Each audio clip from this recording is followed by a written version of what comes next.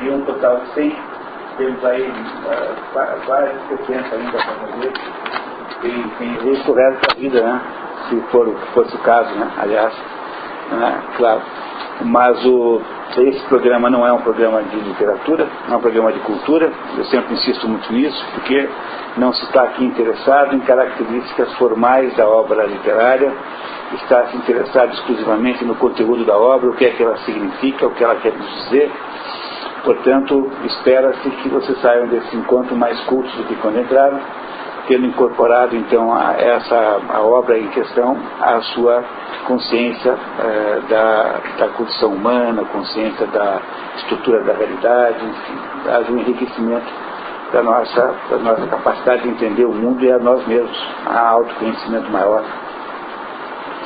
E esse programa, ele, embora insista e enfatize a importância, não exige a leitura prévia da obra, porque sabemos o quão difícil é, e como eu conheço já as minhas limitações, eu sei que eu tenho muito menos poder que o Rotary Club, do que o futebol, do que o Big Brother, do que os amantes, namorados, as mulheres, enfim, o que for.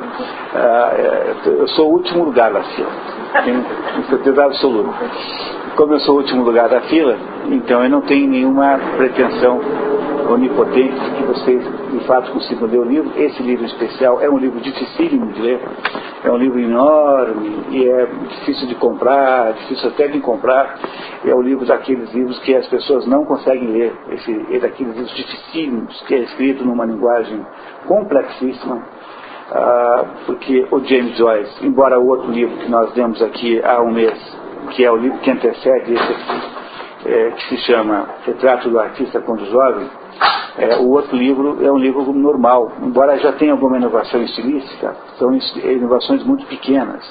Então, quando você lê o livro e presta atenção, você repara que nesse livro vai havendo uma mudança do jeito de escrever conforme o protagonista, que se chama Stephen Dedalus, vai ficando mais velho.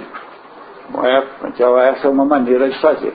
Eu não dou muita importância para ele, para ser bem sincero. Eu acho que isso é um perigo, porque os escritores modernos ficam achando que fazer um livro de 1000 páginas sem pontuação é uma grande jogada, é uma grande sacada, é um negócio genial, quando na verdade é só uma besteira, entendeu? Só para dar um trabalho inútil para quem está lendo. Então eu não sou fã dessas coisas, eu acho que isso tudo é um pouco infantil. Mas no caso do James Joyce é preciso ter consciência de que trata-se aí de um sujeito genial, que tem uma obra maravilhosa. E é aquilo que se diz, né? Eu aprendi como pintor uma coisa importantíssima, que é a seguinte: só o mestre pode quebrar a forma. Então, se você sabe fazer um desenho figurativo bom, então você pode fazer uma mulher quadrada, uma mulher triangular depois. Mas primeiro tem que saber fazer a mulher normal, uma mulher, né, com traços ovalados, né, como as pessoas normais são. Portanto, fazer a quebra da forma sem saber fazer a forma correta é sempre sinal de, digamos, insuficiência artística. E se nas artes plásticas isso engana alguém, porque afinal de contas as artes plásticas são muito tolerantes, né, para todo tipo de picaretagem. Você pinta, bota um quadro. Uma vez teve uma exposição em que o artista não mandou o quadro, puseram a plaquinha assim: artista não mandou o quadro. E ganhou o primeiro lugar do júri. A plaquinha ganhou o primeiro lugar do júri. Então, em artes plásticas, essas barbaridades acontecem, mas em literatura é mais difícil, porque a literatura tem que ser entendida de alguma maneira.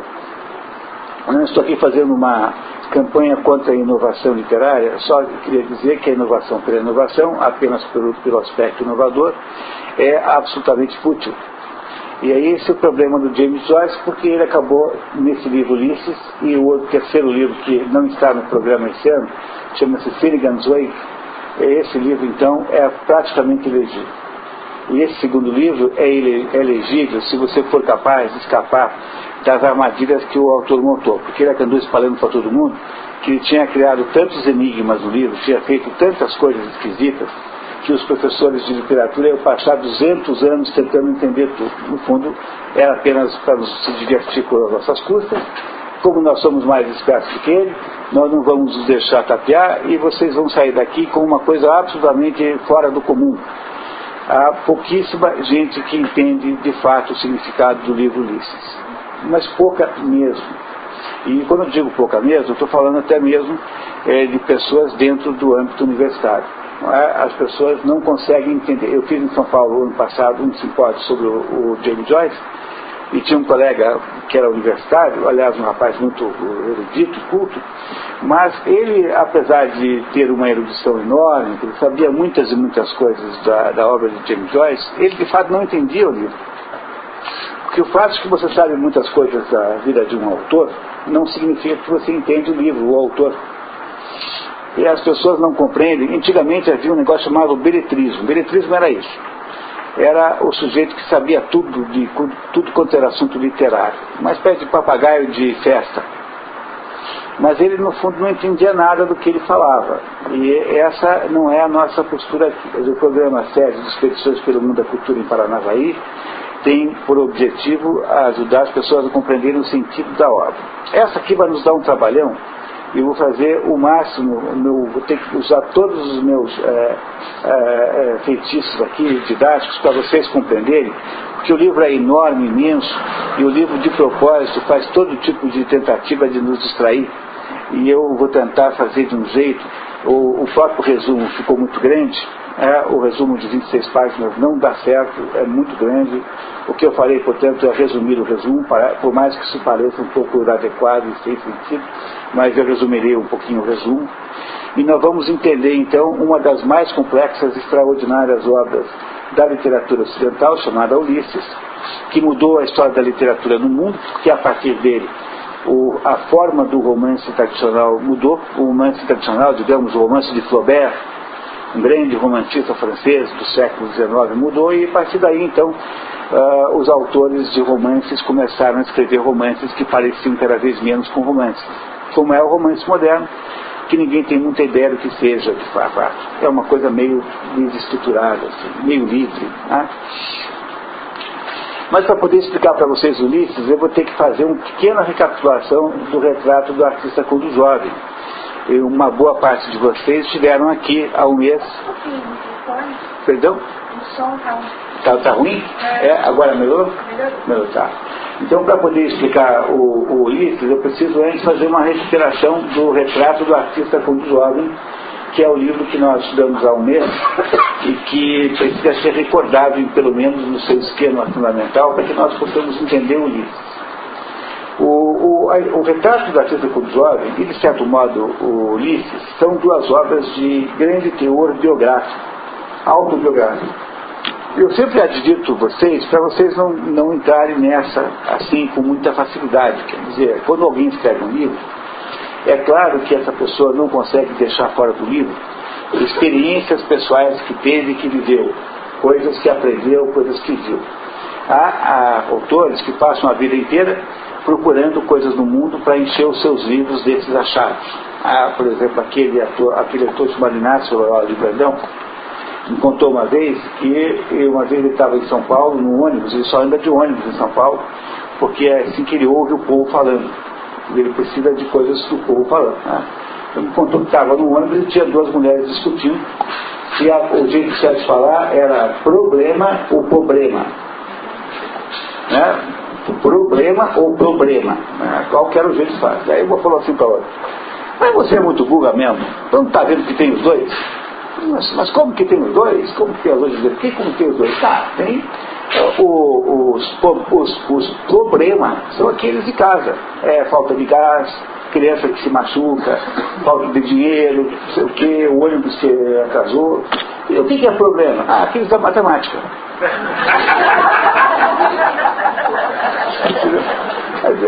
Não é uma delícia uma história como essa? Então, o Inácio de Loyola Brandão passa a vida coletando essas preciosidades e põe tudo nos livros. Ele, com uma caderninha como eu, um caderninho assim, estamos nós, duas pessoas do mundo, as únicas que têm um caderninho. Então eu fico o tempo todo escrevendo aqui as coisas que eu vou pensar.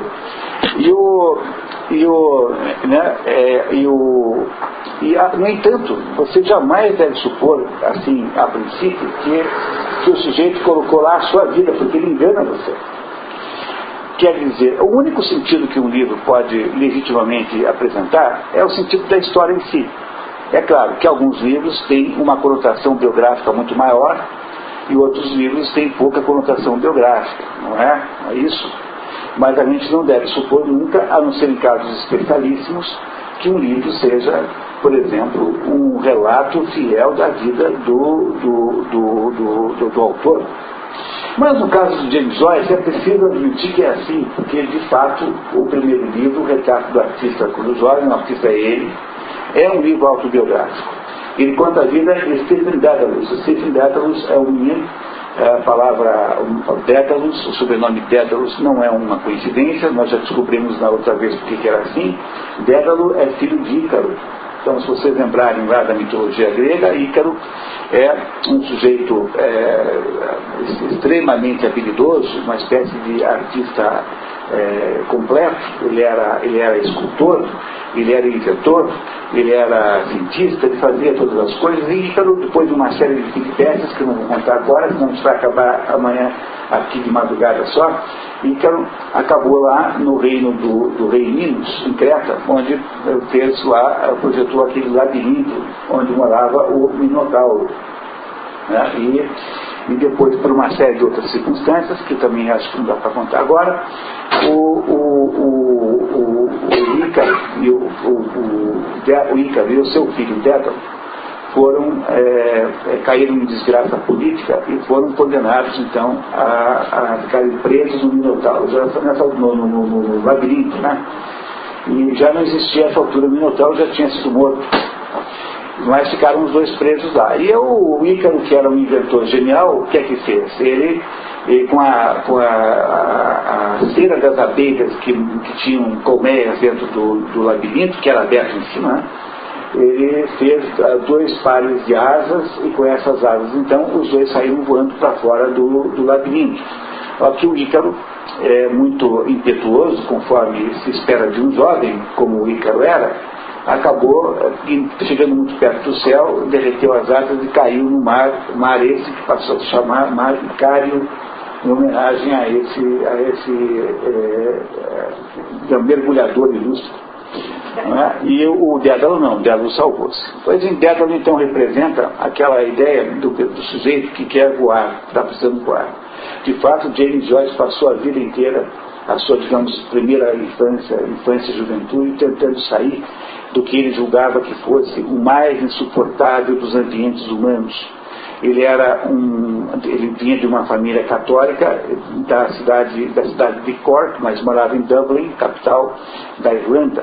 A Irlanda, não a Irlanda do Norte, a Irlanda independente, que chama-se Éire, que é uma Irlanda não ligada ao Reino Unido, uma Irlanda completamente independente, que obteve, aliás, mais ou menos na época em que James Joyce não estava vivo, obteve a independência quase total, né? Só não obteve a independência daquele pedacinho lá em cima, que se chama Ulster, que é conhecida por nós por Irlanda do Norte. Mas a principal diferença entre a Irlanda e a Inglaterra é que a Irlanda é um país católico, quase 100% católico.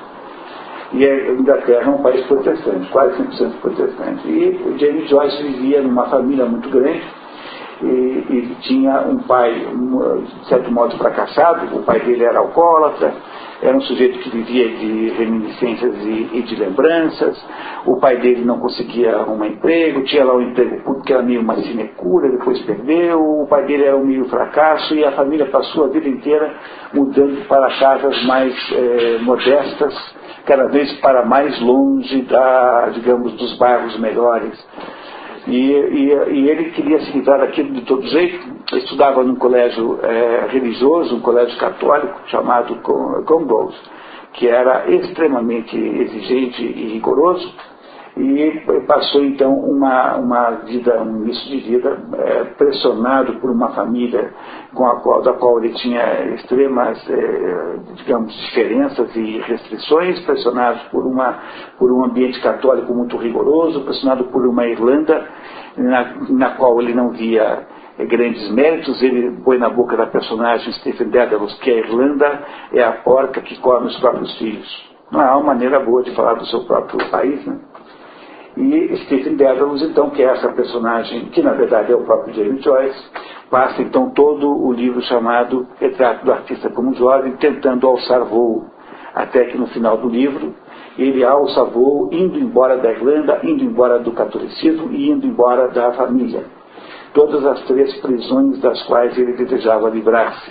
Ele vai para Paris com o argumento de que vai estudar medicina, mas ele não tinha a menor vontade de estudar medicina, queria se livrar da família, e vai, na verdade, se tornar escritor.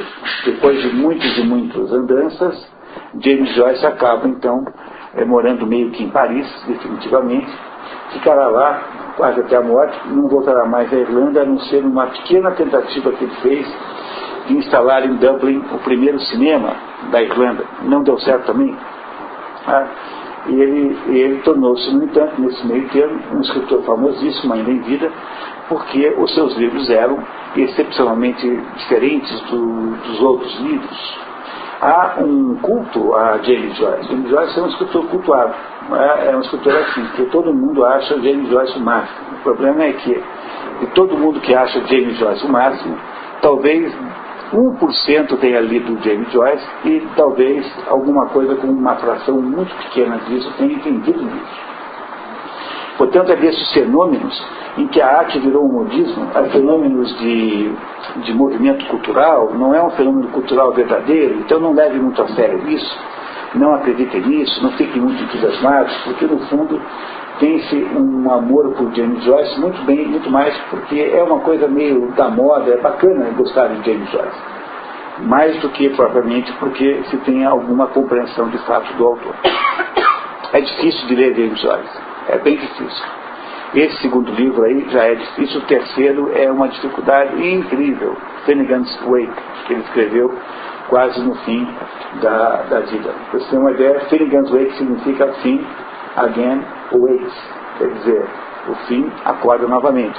Só que as pessoas que leem o livro não têm a menor ideia de que o título já entregou o sentido do livro. O livro é totalmente simbólico, só que ele se diverte muitíssimo colocando enigmas dentro do texto para nos atrapalhar e nos fazer quebrar a cabeça. É uma espécie de sádico.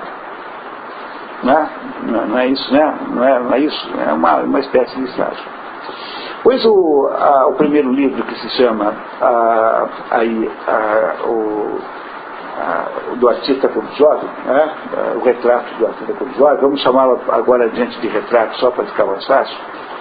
No retrato, então, há o caminho a descrição desse caminho de libertação, em que o menino vai se tornando mocinho, ele é um menino diferente dos outros, ele nunca se achou parecido com os outros, algumas pessoas são assim, nem todas, não é? Mas é uma coisa, digamos, eu até diria para vocês, se alguém tem a sensação de que é assim ou que foi assim, que não é uma coisa ruim você sentir que você não está totalmente ambientado no mundo. Às vezes é o sinal de que alguma coisa você tem de diferente pode ser bom.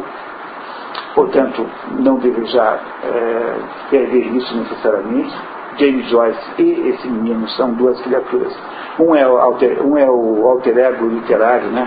Um é o James Joyce real e o outro é a sua personagem, a sua própria pessoa literariamente, alter ego literário. E James Joyce, então, e esse menino, Stephen Dedalus, passam todo o livro tentando procurar uma libertação de alguma coisa, a libertação de uma prisão que é, no caso do livro, não é do retrato, que está simbolizada pela pressão religiosa católica do colégio jesuíta, a pressão de uma Irlanda prisioneira da Inglaterra, nessa época a Irlanda ainda era prisioneira, e a pressão de uma família muito grande, com muitas crianças, dirigidas por um pai fracassado economicamente e que não consegue adquirir espinha dorsal para poder recuperar a vida. Ele não é pobre, ele não é de classe baixa, a família vem de Cork, que é a segunda maior cidade da Irlanda. Tudo isso que eu estou contando para vocês está no livro contado como se fosse Stephen Dedalus, mas é toda a biografia de James Joyce. E aí no final da história, quando finalmente Stephen Dedalus consegue bater asas, ele bate asas, ele renuncia à igreja, renuncia à família, renuncia à Irlanda. E faz tudo isso porque ele é motivado por uma descoberta, que é a descoberta do erotismo. Mas não é do erotismo no sentido meramente sexual da palavra, porque isso ele já havia descoberto antes. Tanto ele quanto o James Joyce, que é o mesmo sujeito, frequentavam um bordel desde 14 anos, 15 anos, já eram frequentadores de bordel, que é uma coisa um pouco, digamos, fora do comum, né? Mas ele descobriu que há uma ligação entre o erotismo, entre o sexo e a arte. Descobriu, óbvio, sexo e arte são muito parecidos de verdade. E aí então ele consegue, com essa descoberta, dizer assim: eu não vou servir nem a Deus, nem a Irlanda, nem a minha família, eu vou seguir a arte. E é assim que ele decide bater asas para a França, podia ser para outro lugar, mas a França parecia um ambiente meio mais fácil de ser, com o qual o convívio seria mais fácil. E James Joyce então vai viver a sua vida de artista fora da Irlanda. Ok? Esse é o resumo, digamos, básico da obra Retrato do Artista contra o Jovem. Bom, o que acontece agora no segundo livro? O segundo livro chama-se Ulisses. E a primeira pergunta é: por que é que chama-se Ulisses? Bom, Ulisses é o nome romano, latino, de uma personagem literária chamada Odisseus.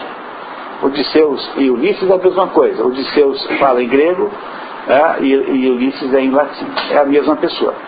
E quem é que é Odisseus? Odisseus é uma personagem literária, sobretudo, de duas grandes obras. Da Ilíada, que é a obra fundadora da literatura ocidental. Aqui no nosso programa de expedições nós já fizemos uma noite voltada para a Ilíada, no primeiro ano, imagino, no segundo, né? Nossa, faz tempo, já nem lembro quando foi.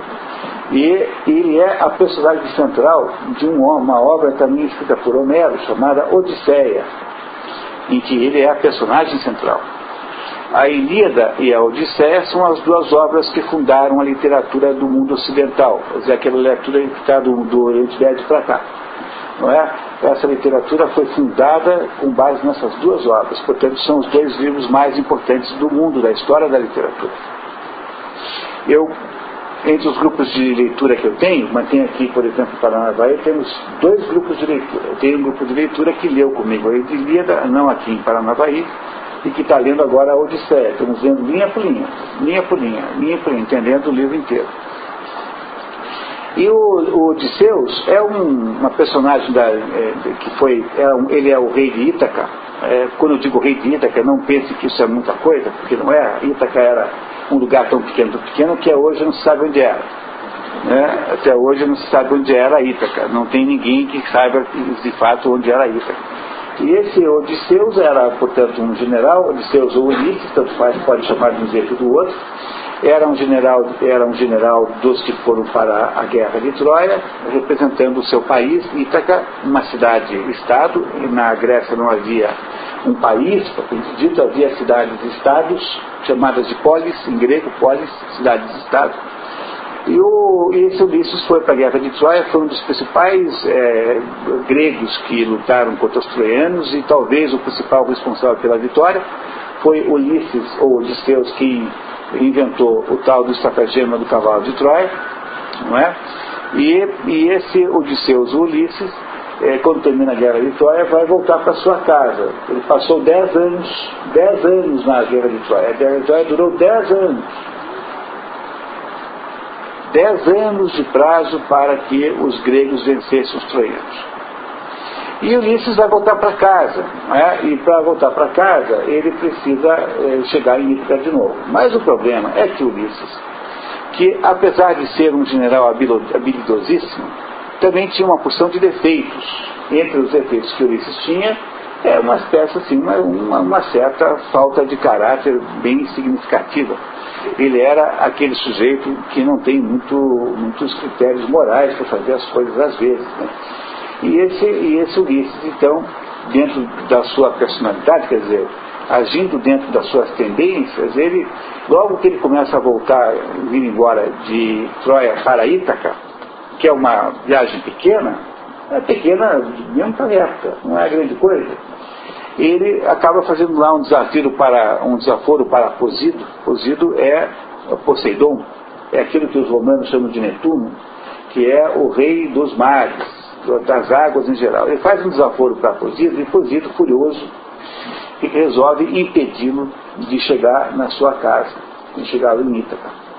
E ele passa então 10 anos mais vagueando pelo Mediterrâneo, até conseguir finalmente, 10 anos depois, chegar na sua casa e encontrar sua mulher Penélope, que o esperou durante 20 anos, 10 anos da guerra e 10 anos da viagem, para que ele voltasse para casa. Veja, então Odisseus passou 20 anos fora de casa, o que é uma prova do valor dos maridos modernos, que só ficam no máximo uma semana sem aparecer. Né? Convenço? Não é isso, Eduardo? Então, tá vendo? Né? Quer dizer, nenhum marido moderno faz isso, né? Portanto, parece que os maridos modernos estão aí de parabéns, né, pela sua parcimônia. Então. E durante 20 anos, então, Ulisses demora para voltar para casa. Entenderam que foram 10 anos e 10 anos? Não é? Olha, o que faz o James Joyce? O James Joyce pega a história da Odisseia, né, que é a história da volta de Ulisses, porque a Odisseia só trata desses 10 anos da volta. Ele pega a história da Odisseia e ele faz mais ou menos uma imitação de cada uma das aventuras que Ulisses passou, mas faz com que essas aventuras que Ulisses passou durante 10 anos ocorram todas no mesmo dia. Um dia na vida de um sujeito chamado Leopold Bloom. Leopold Bloom é um sujeito, diferentemente de Odisseu e de Ulisses, comum. Ele é um sujeito de meia idade, é casado com uma mulher chamada Molly. A diferença entre a Molly e a Penélope, Penélope é a mulher do Ulisses. Aqui a Penélope ficou 20 anos esperando-o. E essa Molly, casada com o Leopold Bloom, ela é tão infiel que toda vez que ele sai de casa, ela chama o amante que dorme na cama dele, transa com o amante na própria cama dele. Então há uma diferença muito importante aí entre a Molly e a Penélope. Então vocês entenderam qual é a jogada aqui que faz o James Joyce? Ele pega a história da Odisseia, que é a história da volta de Ulisses de Troia para Ítaca, não é isso? Obrigado, Inês. Não é? Ele pega essa história e ele seleciona as principais situações e ele então inventa um equivalente moderno àquelas situações, não é isso? Um equivalente moderno àquelas situações, mas isso tudo entre o momento em que ele acorda, lá pelas 7 da manhã, 8 da manhã, até o momento que ele volta para casa no dia seguinte, às 4 horas da manhã, 3 horas da manhã. Compreenderam? Ou seja, James Joyce fará a mesma saga da volta, a mesma saga do percurso que faz Leopold Bloom, como se ele fosse uma espécie de Ulisses moderno. A diferença é que Ulisses da história é um general, é um rei, é um sujeito que havia ajudado a vencer a guerra de Troia, é um sujeito importantíssimo, e o Leopold Bloom, coitado, é um filho de um imigrante, não tem menor importância. Ele vive de vender reclame, ele é representante de um jornal lá, então ele vende espaço publicitário de um jornal. Ele tem um emprego, portanto, muito modesto, ele tem hábitos pequenos, ele é uma pessoa sem grande importância, e ele irá passar por uma série de experiências durante esse tempo, ou seja, das 8 da manhã até as 3 da manhã do dia seguinte, mais ou menos como se fosse Ulisses voltando durante 10 anos para Ítaca. De modo que cada capítulo do livro corresponde a um determinado capítulo lá da Odisseia. Se você já leu a Odisseia, que é o caso de um ou outro aqui, aqueles que estavam aí no dia da Odisseia lembrarão certamente de vários trechos da Odisseia. Mas não tem problema não, porque eu vou explicando para vocês qual é a ligação de uma coisa com a outra. Entenderam o plano geral da obra? Essa é a obra. Não é? Então vai acontecer uma série de coisas com o Leopold Bloom, e essas coisas todas aí são digamos assim, equivalentes, são relativas, são pantograficamente ligadas, tem uma ligação e uma relação com a viagem de 10 anos que Odisseus faz de volta para Ítaca. Diga, Inês. Na Odisseia, quando a gente na terra dele, nesse tempo ele evoluiu como pessoa. Isso também acontece isso? Mais ou menos. Mas aí eu já não posso contar muito, porque senão a gente não vai entender porque na verdade não é que ele queira fazer uma imitação da Odisseia, tá? Cuidado, tá? Não é isso. Ele vai fazer um livro calcado sobre a Odisseia, né? Sobretudo para nos amolar. sobretudo para deixar a gente ficar imaginando, meu Deus, o que será que isso significa? O que será que aquilo significa? Entendeu? Para fazer pouco de nós, né?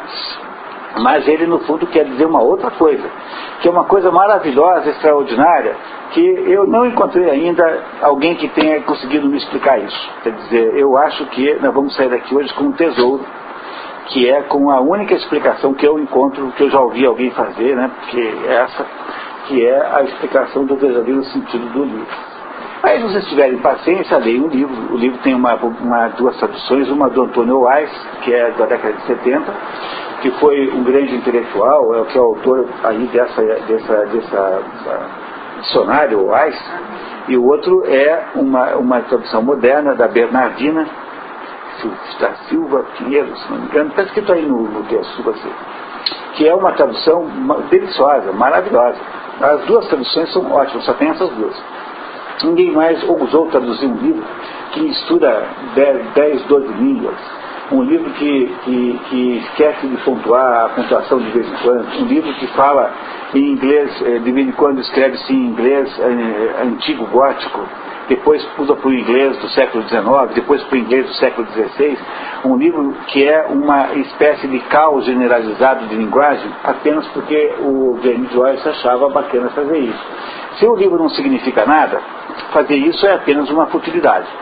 Mas se o livro tem um significado, um sentido profundo, então fazer isso está perdoado, porque afinal, né, o que é que se não permite a um gênio como James Joyce?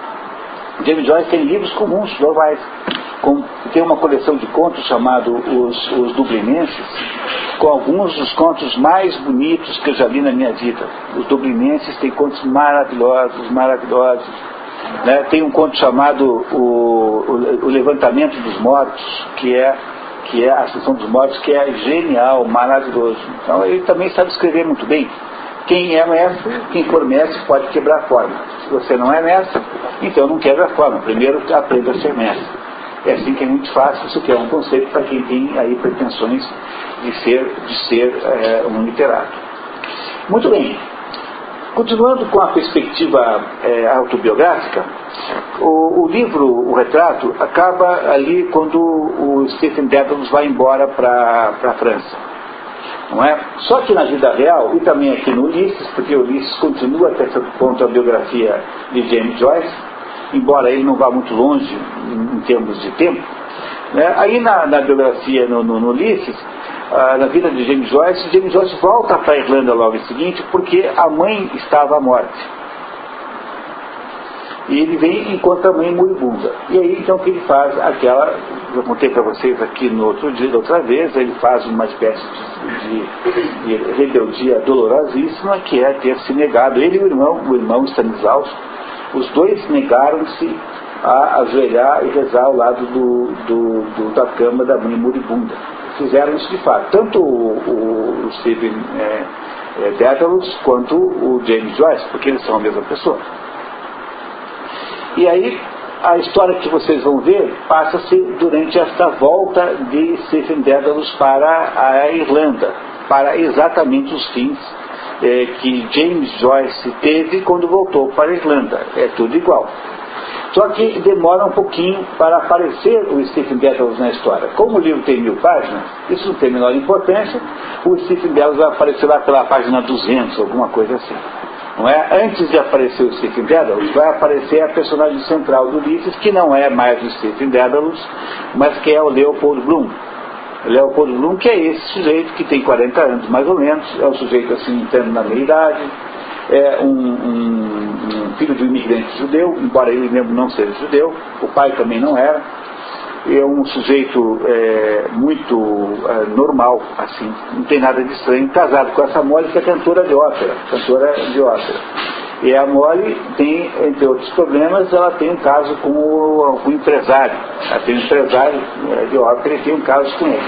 Caso de que o Stephen Dedalus, mais ou menos, de que o Leopold Bloom, mais ou menos tem consciência. Ele sabe que ela tem um caso com ele, mas de alguma maneira ele não se importa muito, mantém as coisas como estão, ele tem uma vida meio solitária, enfim, no final das contas, ele sai de manhã, vai fazer trabalho comercial, vai oferecer anúncios do jornal, trabalha em 2 jornais em Dublin, vai oferecer anúncios, E aí volta para casa e a mulher dele de vez em quando faz umas turnês, né, e desaparece uns tempos. Eles têm uma única filha, a filha não mora com eles, é uma mocinha já, deve ter uns 16 anos, e essa menina mora numa outra cidade, onde ela está fazendo lá um curso técnico de fotografia, né, que essa história toda acontece na década de 10, por aí, não é isso? Bem no início do século passado. Essa é a história, em princípio, do Leopold Bloom. Então, se vocês toparem e não tiverem outras dúvidas, nós podemos começar a ler isso. Eu vou pedir ajuda a Inês, que é a nossa leitora oficial, e ela quem sempre salva aqui o nosso curso, né? Então, a Inês vai nos ajudar. Inês, por favor. Aqui. Vou passar para você aqui.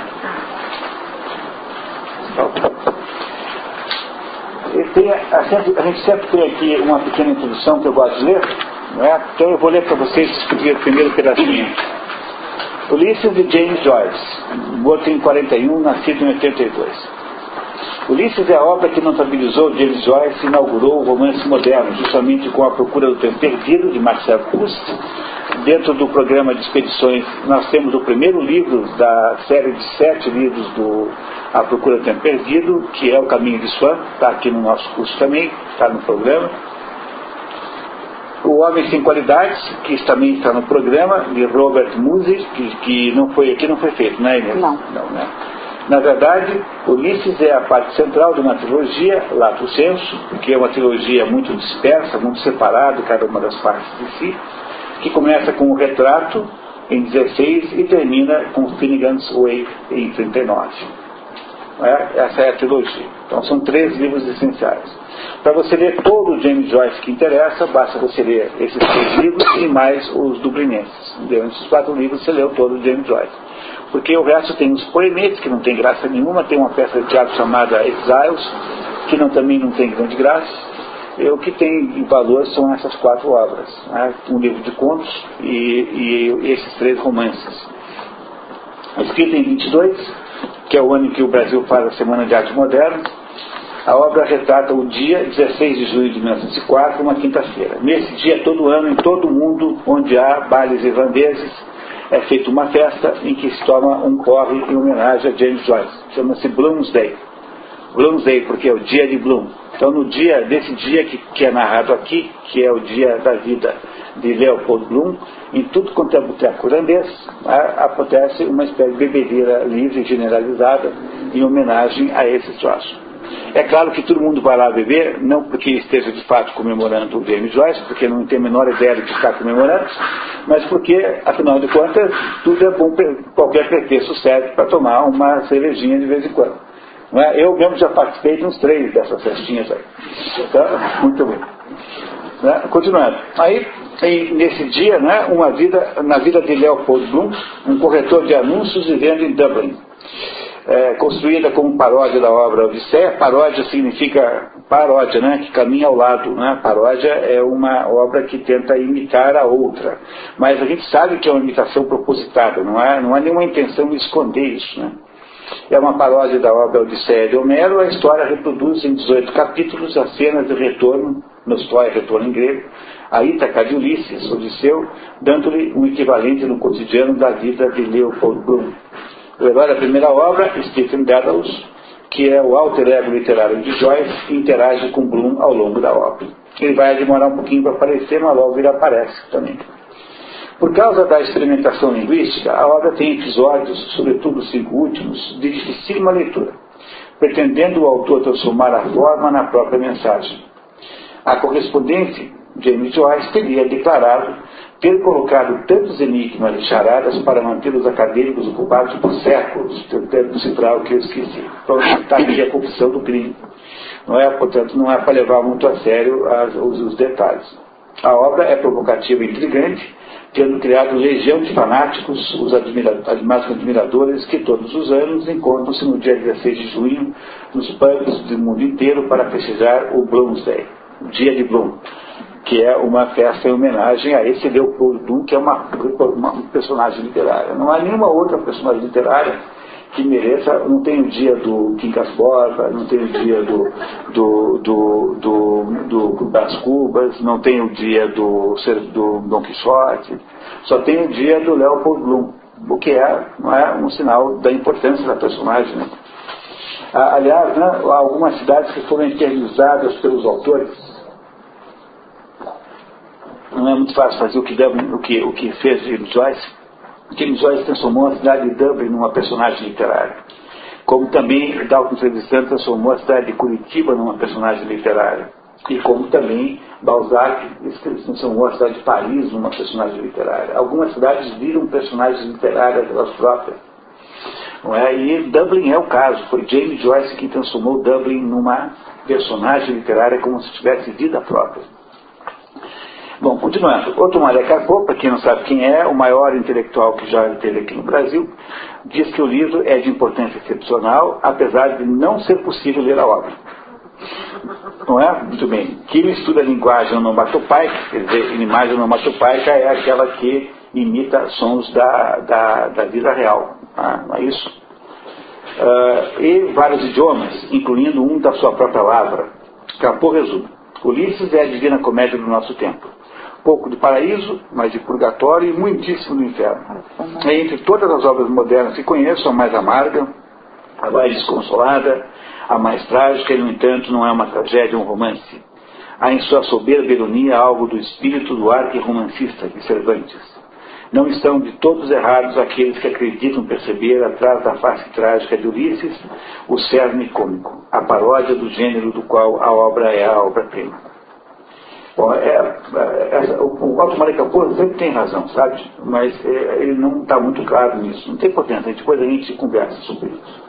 Outro comentarista, o biógrafo Chester Anderson, resume assim a obra magna de Joyce. O romance arqueológico, histórico, antropológico, psicológico de Joyce era, em outras palavras, uma tentativa de escrever um livro no qual a totalidade da experiência humana fosse centrada em um único dia, em Dublin. O esforço mais rigoroso que já se realizou no romance para relacionar todas as partes umas com as outras e com o todo, frequentemente de vários modos. O livro é o livro mais consciente jamais escrito, ou dizendo em termos aristotélicos, se beleza depende de magnitude e ordem, então é o mais belo livro jamais escrito. Há um certo exagero nisso. T.S. Eliot, no seu ensaio Ulysses, Order and Myth, diz que considera o livro a mais importante expressão desses tempos modernos. Trata-se de livro do qual somos todos devedores e do qual não podemos escapar. Embora não haja indicações diretas das correspondências homéricas na obra, porque James Joyce faz um livro seguindo o esquema da Odisseia, mas ele não escreve isso nos capítulos, né? Não é isso? Então eu botei isso por minha conta aqui. Então sempre há a indicação que eu acabei botando por minha conta, tá? Não está no livro original.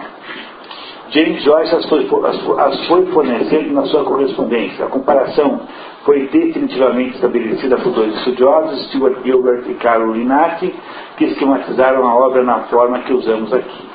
Foram adicionados aos episódios capítulos descrevendo os acontecimentos equivalentes na Odisseia. Esses dados são baseados no próprio resumo da Odisseia do programa Expedições pelo Mundo da Cultura, que é o nosso documento, né, que nós estudamos aqui quando estudamos a Odisseia. Que tal? Eu sei que deve estar muito ainda abstrato tudo isso, mas será que dá para começar? Ou está muito ainda difícil da gente enfrentar o texto? Vamos às 1000 páginas? Estão preparados? Então, olha, não é qualquer um que faz isso, hein? Isso é uma coisa para o jantar acadêmico. O pessoal é corajoso, hein, Inês? Corajoso. Muito bem, tá. Estou vendo muita coragem. Então, vamos lá, né? Então, eu vou sempre ler o caput para dar uma folguinha para a Inês, explicar o caput, antes ela começar a ler o texto. O episódio 1 chama-se Telêmaco, às 8 horas da manhã, do dia 16 de junho de 1916. É isso? 8 horas da manhã. Por que chama-se Telêmaco? Porque Ulisses, da história da Odisseia, tem um filho chamado Telêmaco. Enquanto Ulisses, em uma dos seus episódios, certamente o mais divertido de todos, o Odisseus fica prisioneiro como escravo sexual de uma ninfa magnífica chamada Calipso. E ele não pode sair da ilha. enquanto ela não deixar. Ela não quer deixar nunca. Né? Tá vendo? Mulher só fez isso certo. Né? E o Ulisses está lá preso, e os deuses ele quer ir embora, porque ele quer voltar para Ítaca e reencontrar a Penélope, sua mulher. Aqui os deuses no Olimpo fazem então uma reunião para estudar o caso dele. Aproveitam que o Posílio, que é o sujeito que não gostava do Ulisses, porque ele que está atrapalhando, né? Que o Posílio estava passeando na África, e aí fazem um simpósio lá, uma reunião sem a presença do homem.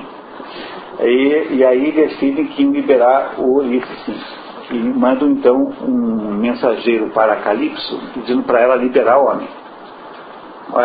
Enquanto isso, lá em Ítaca, o Ulisses, que quando saiu de casa, há 20 anos antes, tinha um filho com 2, 3 meses, lá em Ítaca está o seu filho, chamado Telêmaco, que está vivendo uma situação dificílima, porque ele tem 20 anos e a mãe dele continua viúva, ou pelo menos sem marido.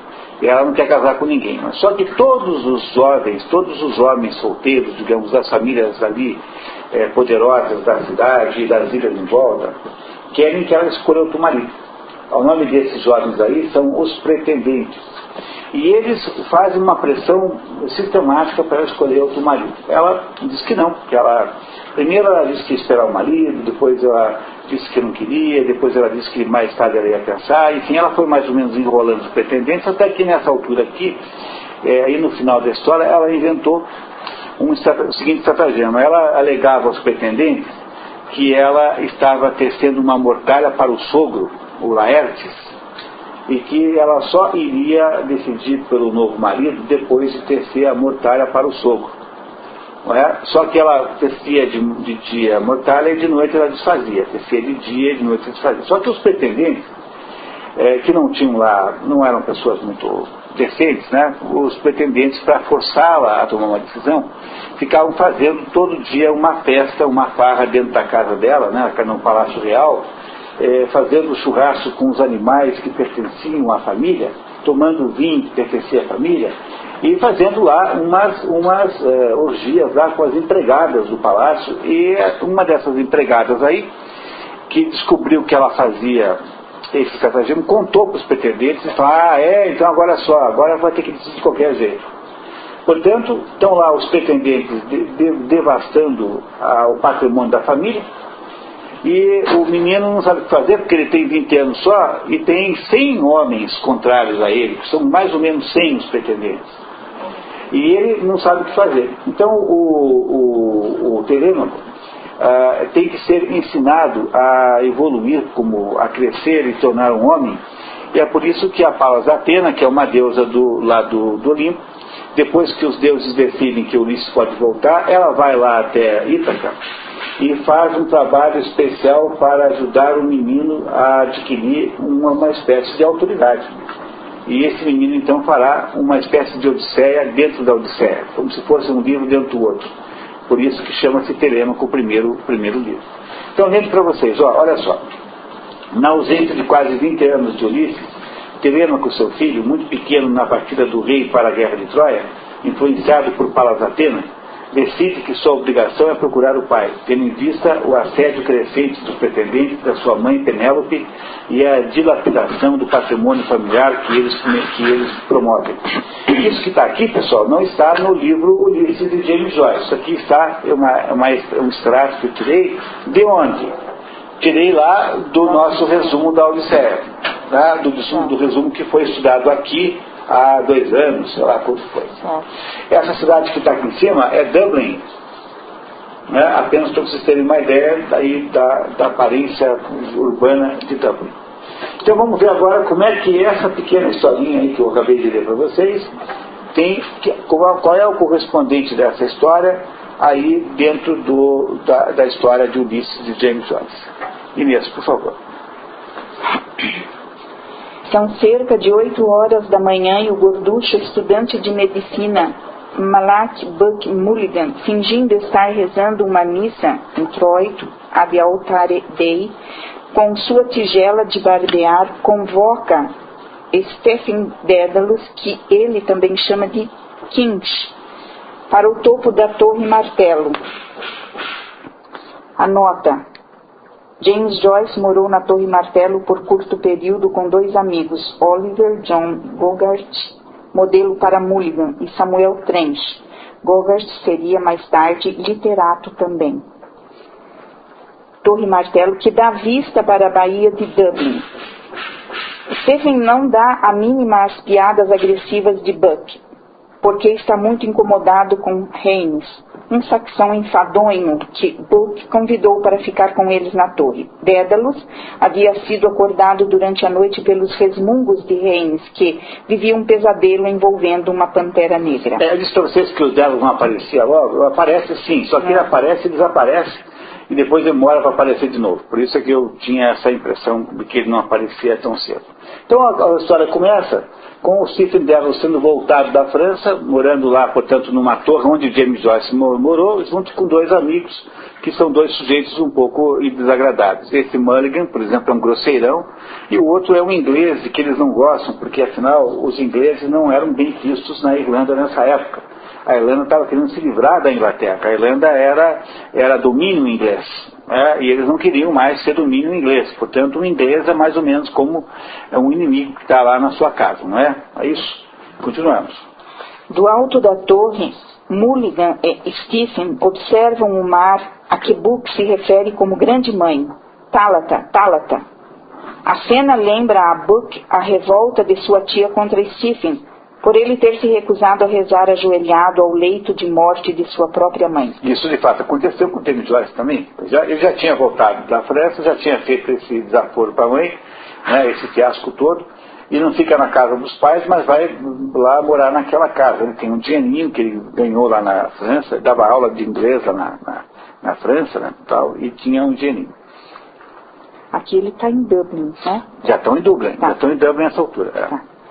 Stephen, que ainda veste luto, olha para o mar e pensa na morte de sua mãe, enquanto Buck critica Dédalus por suas roupas de segunda mão e aparência suja.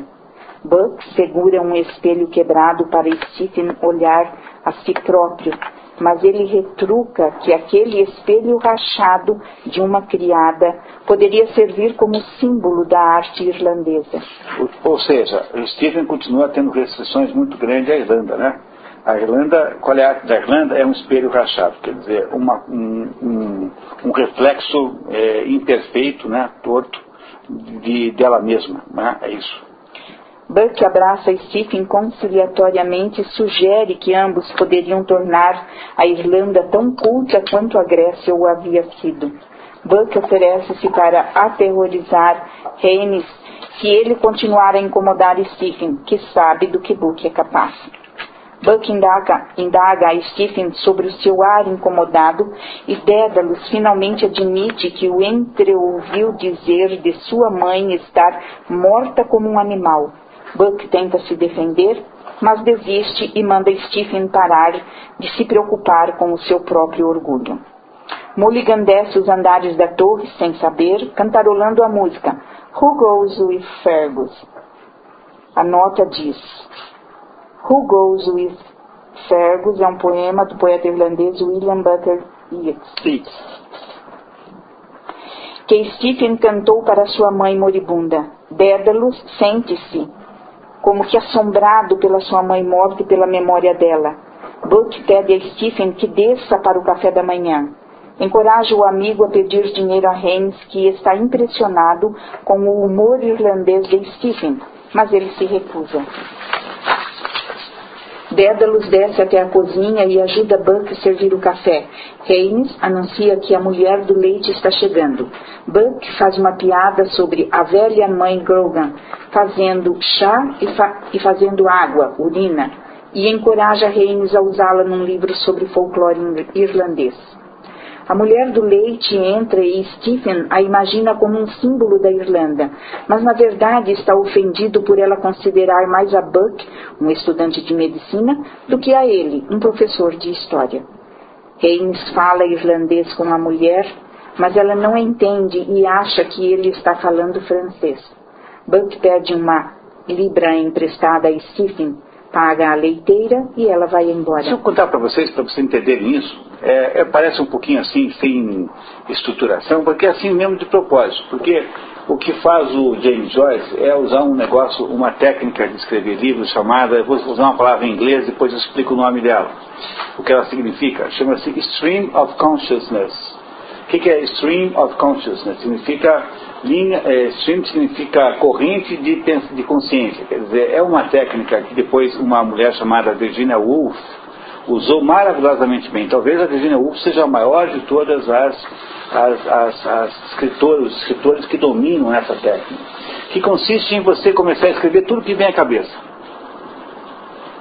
Não é? Então ele está fazendo a mesma coisa aqui, ele está fazendo memórias, é como se fosse, nada dessas coisas aqui tem menor importância. A única importância que tem aqui é que o Stephen Dedalus está impactado pelo fato de que a mãe dele morreu e ele comportou-se muito mal nessa situação, portanto ele está vivendo assim uma espécie de digamos de mistura de culpa com indiferença, mistura de culpa com resignação. Ele está muito abismado, muito influenciado, muito impactado pelos acontecimentos.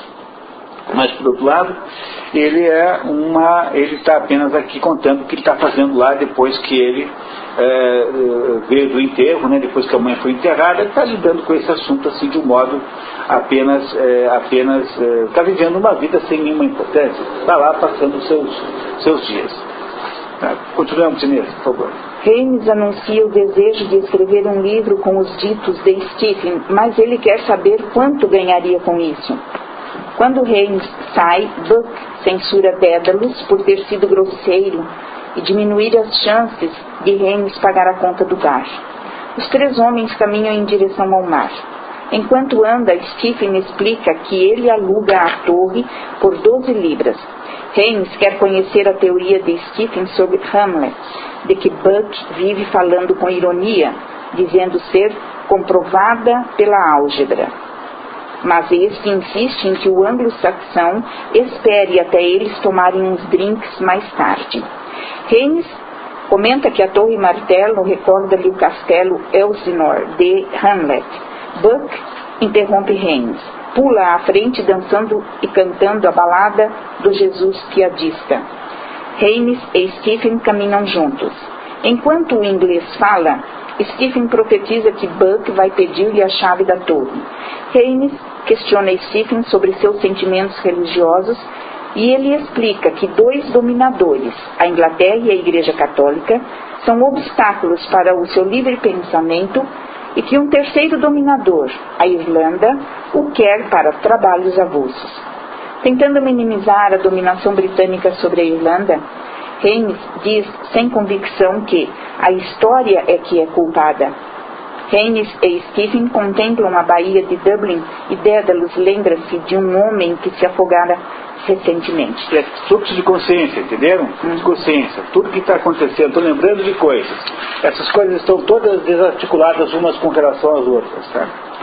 Haynes e Stephen aproximam-se da água onde Buck já estava se despindo e outros dois rapazes, incluindo um amigo de Buck, estão nadando. Buck conversa com esse amigo sobre Bannon, um amigo comum que estaria em Westmeath. Este, Bannon, aparentemente tem uma namorada que mais tarde saberemos tratar-se de Millicent Bloom. Millicent Bloom é a mocinha que é filha do casal Leopold e Molly Bloom. Essa Millicent.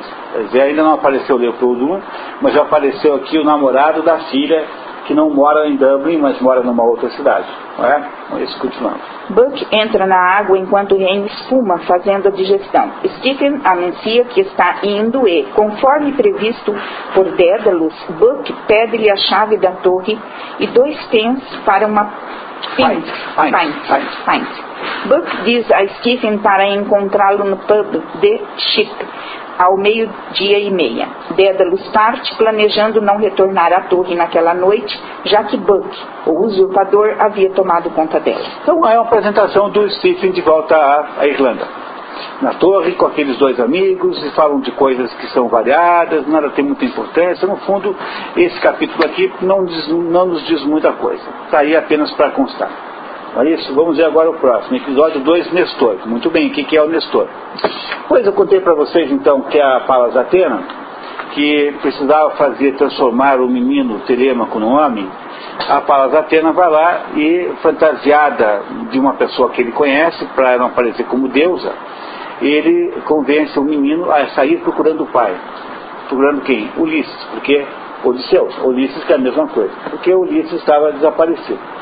E o menino então vai, e ele vai, há uma porção de fatos envolvidos nisso, e ele vai então em primeiro lugar para a terra do rei Nestor. O rei Nestor era um dos generais helênicos, né, que estiveram na guerra de Troia. Um dos que sobraram, né, um dos que conseguiram voltar, porque a maioria dos gregos não voltaram da guerra de Troia, porque foram perseguidos por Palas Atena, que os matou a quase todos. E os matou por quê? Porque quando ganharam a guerra, resolveram estuprar as mulheres, e foram estuprar as mulheres, logo as mulheres correram para o templo de Atenas, de Palas Atena, que havia em Troia, e estupraram as mulheres no templo, e aí então, como por causa desse desaforo, Palas Atena matou a maioria dos gregos na volta de Troia. Não é? Mas um dos que sobraram, que escaparam, foi esse Nestor, que era o mais velho dos generais gregos. Já era um senhor de idade, digamos assim, era o modelo da sabedoria, do bom senso. E esse Nestor é rei de Pilo. Então a primeira coisa que faz o Telêmaco, nessa sua busca do pai, é ir até Pilo, perguntar para esse Nestor se ele tem alguma pista de onde é que andaria o pai dele, porque esse Nestor deve ter sido uma das últimas pessoas que viu o pai, quando? 10 anos antes, quando havia acabado a guerra de Troia. Não é? Essa é a ligação que há entre o Nestor e o segundo capítulo. Então eu vou ler para vocês a parte de cima. Telêmaco inicia sua busca pelo pai, visitando Nestor, o ancião rei de Pilos e veterano da guerra de Troia. Nestor, que perdeu o filho Antíloco na guerra, conta-lhe o triste regresso da maioria dos helenos, que morreram quase todos, e cede-lhe cavalos para ir até Esparta, cidade dos reis Menelau e Helena. Menelau é o marido traído, né? Helena é o ponto de discórdia. Era ela que foi raptada por Paris e que os gregos queriam pegar de volta. Não é isso? Pisístrato, filho de Nestor, acompanha Telêmaco. Esse é o episódio de Nestor dentro da Odisseia, para o qual o James Joyce encontrou aqui um equivalente na história moderna, que ainda não está considerando a pessoa de Leopold Bloom. Continuamos, Inês, por favor. Stephen dá uma aula de história sobre a vitória de Pirro. A nota diz: general helênico, 319 a 272 a.C., que lutou várias vezes contra os romanos, tendo vencido, entre outras, as batalhas de Ausculum, que lhe custou tantos homens a ponto de gerar a expressão vitória de Pirro. Sobre a vitória de Pirro, há uma classe indisciplinada e dispersiva. Um aluno chamado Armstrong sugere que Pirro é um pier. Stephen permite-lhe a piada e vai além, dizendo que um pier é uma ponte desapontada. É uma ponte porque uma ponte que não vai até o outro lado, né? Para no metade, para no teto.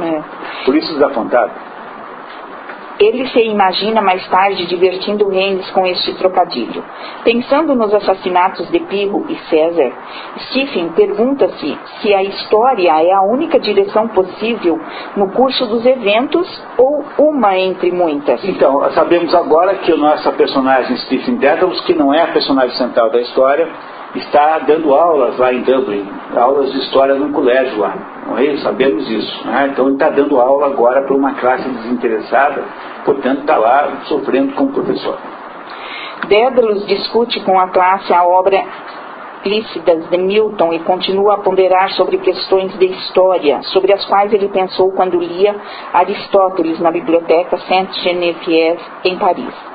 Uma imagem do poema de Milton faz Stephen refletir sobre o efeito das coisas divinas sobre a humanidade. Stephen decide propor aos estudantes uma charada, enquanto eles arrumam suas coisas e se preparam para ir ao campo de hóquei. O galo cacarejou, o céu azulou, sinos de bronze soaram 11. A hora da pobre alma ir pro céu chegou. O que significa isso? Absolutamente nada. Foi só uma charada que o James Joyce contou aqui para a gente ficar quebrando a cabeça para tentar descobrir o que é que significa. Portanto, esqueçam isso. Stephen ri sozinho sobre sua charada impenetrável e diz que a resposta é: a raposa enterrando sua avó debaixo de um azevinho. Alguém entendeu? Não, nem eu também, nem o James Joyce entendeu. Só botou isso para nos amolar. Não tem nenhum sentido verdadeiro. Os estudantes deixam a sala, exceto por Sargent, que Podemos pular esse parágrafo inteiro? Vai direto para o professor Dizzy, tá? A gente vai pulando uns pedaços porque infelizmente não dá para ler o resumo inteiro. Tá? Depois que ele sai da aula, ele vai encontrar o professor Dizzy, que é o diretor do colégio. O professor Dizzy paga a Stephen o seu salário, 4 libras, e lhe mostra a caixinha com dinheiro que mantém no escritório, fazendo um discurso sobre a satisfação de se ganhar dinheiro e a importância de poupá-lo. O diretor insiste em que o maior orgulho de um britânico é a sua capacidade de declarar-se solvente e livre de dívidas. Enquanto ouve, Dédalus tenta calcular mentalmente as suas enormes dívidas. Já pensou? Ele devia um monte de dinheiro porque, como o pai não dava conta da família, ele foi empenhando as coisas que ele tinha, foi fazendo dívidas para sustentar a família. Isso está no primeiro livro. E ele não estava tanto tempo fora da Irlanda, né, para que elas pudessem ter desaparecido já. Quer dizer, ele volta e é muito endividado. Enquanto ele está ouvindo o professor falar, o diretor falando de como é importante um inglês não ter dívidas, ele está pensando: meu Deus do céu, eu devo até as calças por aí. Né? Não é isso? Continuamos, por favor. Dizzy imagina que Stephen, que ele acredita ser feniano 7, são os irlandeses católicos adeptos da independência da Irlanda. Tories são os irlandeses protestantes adeptos da manutenção da Irlanda sob domínio inglês. Entenderam uma briga que tinha na época, a briga política? Havia os fenianos, que eram os irlandeses católicos, a maioria, que queriam ter independência da Inglaterra. E havia os Tories, que eram protestantes que moravam na Irlanda, ou irlandeses protestantes, que preferiam que se mantivesse a ligação com a Irlanda. Não é? E aí tem o tempo todo essa discussão entre esses dois grupos, fenianos e Tories. O deprecia por ser um Tory e insiste nas suas credenciais irlandesas, alegando ter testemunhado muito da história do país, e pede para Stephen usar sua influência para conseguir a publicação de uma carta num jornal. Enquanto ele termina de datilografá-la, Stephen observa o gabinete, onde há retratos de cavalos de corrida por toda a parte, e lembra-se de um passeio que havia feito ao hipódromo com seu velho amigo Cranley. Diz a nota que o Cranley aparece no retrato e mantém reveladora conversa sobre o projeto de vida de Stephen Dédalus. E aí você pode pular para o último parágrafo desse bloco. O diretor prediz que Dédalus não vai durar muito na escola, porque não é um professor nato, com o que Stephen, de certo modo, concorda, achando-se mais um aprendiz do que um ensinador, e abrevia a discussão, voltando ao assunto da carta que ele levaria para os jornais. Quando Stephen deixa a escola, o diretor corre atrás dele, desferindo um último ataque contra os judeus, dizendo que a Irlanda nunca os perseguiu, porque nunca os deixou entrar. Pronto, é o segundo bloco, que chama-se aí Nestor. Então, o Stephen Dédalus fez essa conversa com o diretor da escola. Por que tem essa conversa de judeu aí nesse capítulo? Porque o autor, o James Joyce, está querendo nos apresentar o Leopold Bloom, que é filho de judeu. Embora ele mesmo não seja judeu de religião, mas ele é filho de judeus. Esse Leopold Bloom, de judeus húngaros, imigrantes.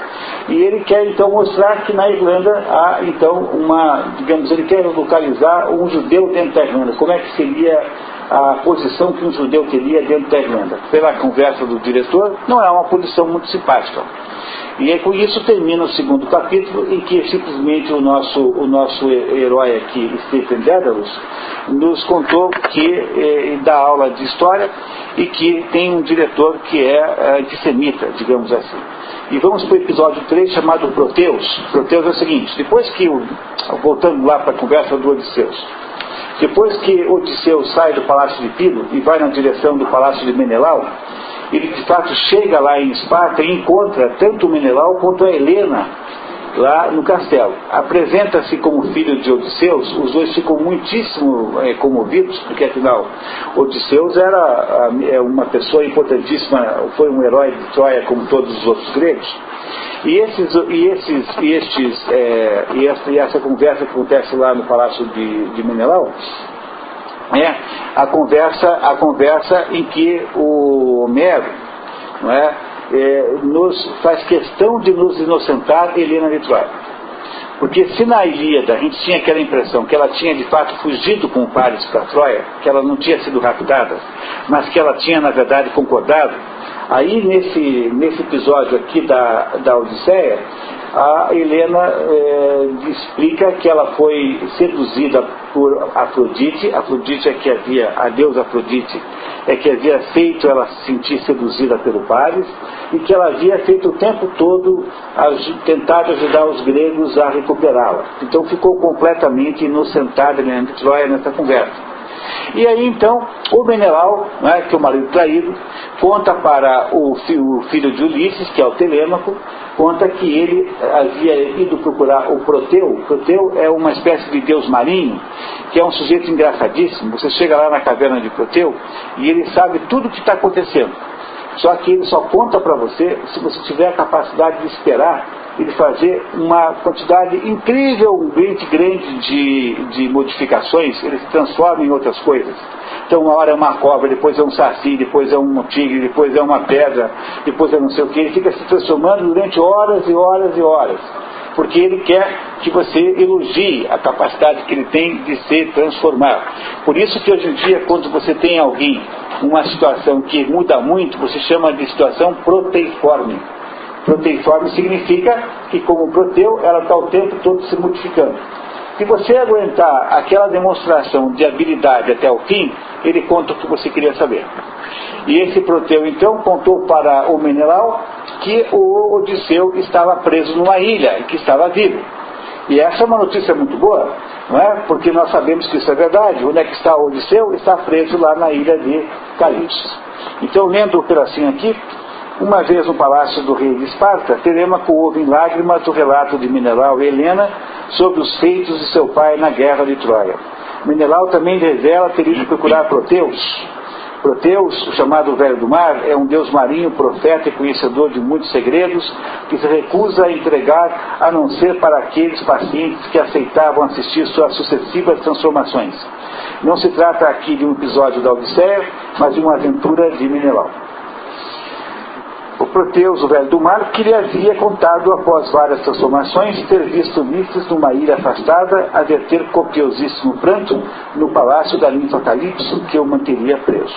Portanto, nesse episódio da Odisseia, o filho Telêmaco sabe que o pai está vivo e estaria preso. Ele não sabe ainda que ele já teria sido libertado a essa altura por ordem do Conselho dos Deuses do Olimpo. Lembra que eu contei para vocês? Então vamos ver qual é a ligação que há entre esse episódio e o Ulisses de James Joyce. Stephen anda na praia contemplando a diferença entre o mundo material tal qual ele existe e como é registrado pelos seus olhos. Fecha olhos e deixa sua audição predominar. Ritmos emergem. Quando reabre os olhos, Stephen percebe duas parteiras. Uma delas, Florence McCabe, e imagina que teria um feto abortado na bolsa. Imagina o cordão umbilical como um fio de telefone conectado com o curso passado da história, com o qual pudesse ligar para Edenville. Uma cidade, nome de uma cidade. Stephen imagina o ventre sem umbigo de Eva, considera o pecado original da mulher e depois a sua própria feitura, que ele contrasta com a de Jesus Cristo, que foi gerado, não feito, significando que ele é parte da mesma essência de Deus Pai e não foi feito a partir do nada. Stephen, em contraste, foi feito e não gerado, no sentido de que, apesar de ele ter pai biológico, sua alma foi criada do nada e não tem ligação com a do seu pai. Stephen gostaria de discutir estes pontos da divina concepção, pai e filho consubstanciais ou não, com os intelectuais heréticos do passado. Isso tem uma importância enorme para a história. Eu sei que é meio difícil de entender tudo, né? O livro é bem complicado, né? Mas eu vou explicar para vocês tudo que é fundamental, então não se preocupem com isso. O que Stephen Dedalus está aqui fazendo é tentando entender qual é a ligação que há entre um pai e um filho, afinal de contas. O fato de ele estar preocupado com isso, entre a ligação de um pai e um filho, é muito importante, porque vocês percebem que quando ele saiu da Irlanda para ir para a França, não é isso? Ele saiu rompendo com outras coisas com o próprio pai, porque ele está rompendo com a família, rompeu com o pai. Não é? O Stephen Dedalus, portanto, é de alguma maneira, um sujeito dissociado do seu próprio pai. É isso que ele está dizendo. Até agora ele nem falou no pai, até agora, né? Ele está completamente dissociado do pai. É isso que ele medita quando vê essa história. Ora, qual é a ligação que tem lá com o Telêmaco? É que o tempo todo que o Telêmaco está viajando, indo lá para Pilo, depois para Esparta, o Telêmaco está procurando o quê? O pai.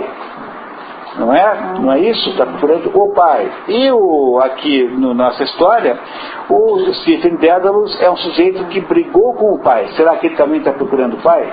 Essa é a pergunta fundamental que vai nos ajudar a matar a charada do livro. Tá bem? Então, agora, por favor, Inês, pula um parágrafo e vai para o terceiro, retornando de seus devaneios.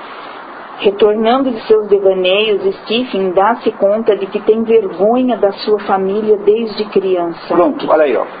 Tá? Ele dá-se conta de que ele tem vergonha da família desde criança. O desgosto pela família traz à sua mente Jonathan Swift, que também não apreciava a humanidade, fato evidenciado no romance As Viagens de Gulliver, pelos nobres cavalos Howins. Isso é onomatopeia, né? Isso é alguma coisa como... Entendeu? Isso que significa isso. Esse é a onomatopeia. Tá, lê aqui a nota. Por favor. 10. Entre as viagens de Gulliver está a visita à terra dos Howins.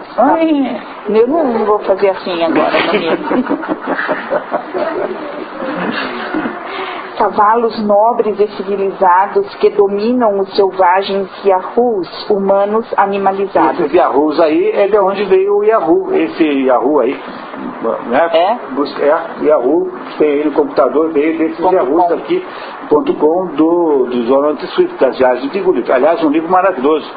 Estou pensando em botar no programa, se tiver mais de 120 livros, vamos botar também as Viagens de Gulliver. Tá. E os animalizados homens Yahoos. Ele pensa em Swift tonsurado como um monge. Quer dizer, tonsurado significa cabelo cortado como se fosse um monge. Escalando um poste para escapar às massas enfurecidas. Stephen pensa nos padres da cidade inteira, na piedade e nas pretensões intelectuais da sua juventude. E aí você pula, por favor, Inês, para o último parágrafo dessa página. Dedalus tenta lembrar o sonho que ele teve na noite anterior. Um homem segurando um melão o estava conduzindo por sobre um tapete vermelho. Vocês compreendem que essa maneira de escrever que James Joyce tem, que depois Virginia Woolf fez muito bem também. Aliás, Virginia Woolf fez antes de James Joyce, ela é anterior a James Joyce. Chama-se Stream of Consciousness, fluxo de consciência. A ideia é que você tem que ir colocando na obra tudo que vem à cabeça. Os seus sonhos, as suas impressões, tudo aquilo é uma maneira de escrever. Estamos novamente vendo isso aqui. Um homem segurando um melão o estava conduzindo por sobre um tapete vermelho. Observando a mulher catadora de conchas, Stephen lembra-se do seu primeiro encontro sexual em Funballis Lake. Isso está descrito no outro livro. É um encontro com uma prostituta nesse lugar que era uma espécie de zona de meretrício lá na cidade de Dublin. O casal passa por Stephen observando o seu chapéu a Hamlet. Ele compõe um poema em sua mente e o transcreve rapidamente em um pedaço de papel arrancado da carta de Dizzy. Stephen, carente de afeto, pergunta quem poderia ser o ela do poema. Deita-se e contempla suas botas emprestadas e os seus pés pequenos que, em Paris, já couberam nos sapatos femininos de Esther Oswald. Jeans quel petit pied. Tiens, quel petit pied. Significa, olha só que pé pequenininho. O pé dele era pequeno, coube no sapato da namorada. Ele urina e pensa novamente no corpo do homem afogado. O corpo do homem afogado 9 dias antes no rochedo de Maiden. Stephen levanta-se para ir embora, assoa o nariz e olha por trás do ombro para certificar-se de que ninguém o viu. Vê um navio se aproximando. Outra ligação que há entre o livro do Odisseu e o Stephen nesse episódio aqui é que todo esse episódio o Stephen fica olhando para as coisas e as coisas ficam mudando de forma. São todas soltas e todas precárias. E o que é isso? É o proteiforme do Proteu, né? Aquela coisa do Proteu, de tudo mudando o tempo todo, que é o que está acontecendo na cabeça dele. Todas as coisas para Stephen parecem serem coisas, digamos, precárias, coisas muito sem forma, tudo está sem forma, nada tem uma clareza e digamos, uma especificidade permanente. Tá certo, pessoal? Agora vamos aqui para o próximo episódio, que é Calypso. Voltamos agora para aquela história lá da ilha, porque enquanto o Telêmaco está lá procurando o pai, lá junto de Pilo, e junto lá de Pilo e de Menelau, na ilha de Calypso, finalmente chega a mensagem do Olimpo de Zeus, mandando a Calypso soltar o rapaz. A Calypso não tem a menor vontade de soltar o rapaz. Mas como é Deus que manda, ela acaba muito a contragosto concordando.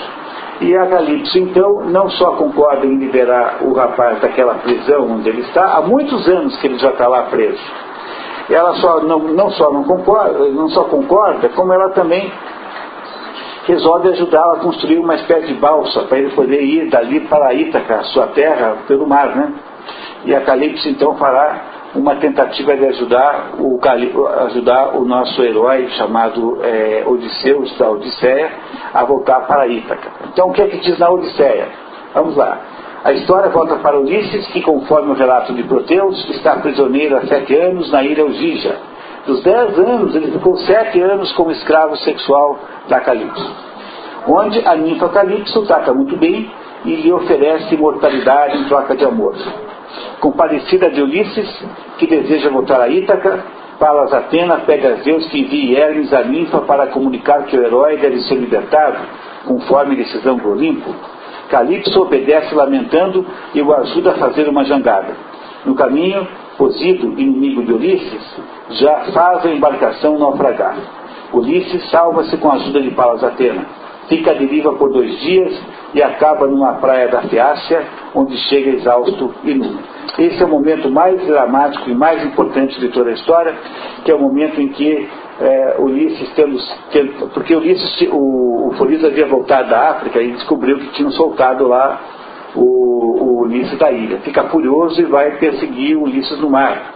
O encontra e faz vir uma tempestade que afunda o barco de Ulisses. Mas como ele era ajudado pela Palas Atena é a deusa que o ajuda o tempo todo, a deusa da sabedoria. Então ele acaba recebendo lá uma porção de ajudas e acaba salvando-se e vai dar numa praia onde ele chega completamente nu. Ulisses tem uma idade de... Aliás, ele é mandado, a ninfa que vai lá ajudá-lo, diz para ele chegar na praia nu. É uma ordem que ele recebe, uma orientação que ele recebe. Quando ele chega na praia nu, ele dá de cara ele tem 50 anos, não é? Mais ou menos, talvez nem tanto, talvez tenha 45, por aí, mas é um homem feito, né? E ele dá de cara com uma mocinha chamada Nausicaa, num dos mais interessantes momentos da literatura mundial, em que essa Nausicaa encontra Ulisses. Ela é uma mocinha, e é uma espécie assim de modelo de pureza, e ele é um homem calejado por uma guerra que durou 10 anos, é um homem que está à deriva há 7, é um homem viveu a vida com todas as barbaridades possíveis, fez todas as transgressões, todas as faltas de caráter ele praticou, e dá-se de frente, encontra uma mocinha que é um modelo de pureza humana. Nesse momento, Ulisses, ou Odisseus, reconhece a si próprio, reconhece quem ele de fato é. E é esse momento, então, que ele começa a mudar a sua existência. Ou seja, é nesse momento que Ulisses dá-se conta da necessidade de ser diferente daquilo que ele havia sido até então. Esse é o episódio chamado Calipso da Odisseia, que está aqui representado nessa história por um equivalente na vida de Leopold Bloom e de Stephen Dedalus. Então vamos ler o que é que James Joyce botou no lugar. Por favor, Inês. Lê a história Volta para Ulisses? A história Volta para Ulisses, já li. Já leu? Já li. É mesmo, desculpa. Foi, né? Na rua Eclés, número 7, Leopold Bloom, com 38 anos, faz o café para sua mulher Molly Marion Bloom, de 33 anos, e alimenta a gata. Pronto, agora o Stephen Dedalus vai desaparecer da história, e quem entra na história agora é finalmente o Leopold Bloom. Mora na rua Eccles, número 7. Esse é o segundo mais famoso endereço da literatura. O mais famoso endereço da literatura é aquele do Sherlock Holmes, que é Baker Street. Esse é o mais famoso de todos. Esse aqui é o segundo mais famoso. Então, lá na casinha que eles moram, um casal que mora numa casa assim de classe média, não muito mais para baixo do que para média, não são ricos, né? Então aí acorda e começa o dia de Leopold Bloom. O Stephen Dedalus vai desaparecer da história por um bom tempo. Sabemos que ele está lá com as suas confusões, com as suas dúvidas sobre o seu destino e a sua vida, né? Só sabemos isso. E agora começa a vida de Leopold Bloom.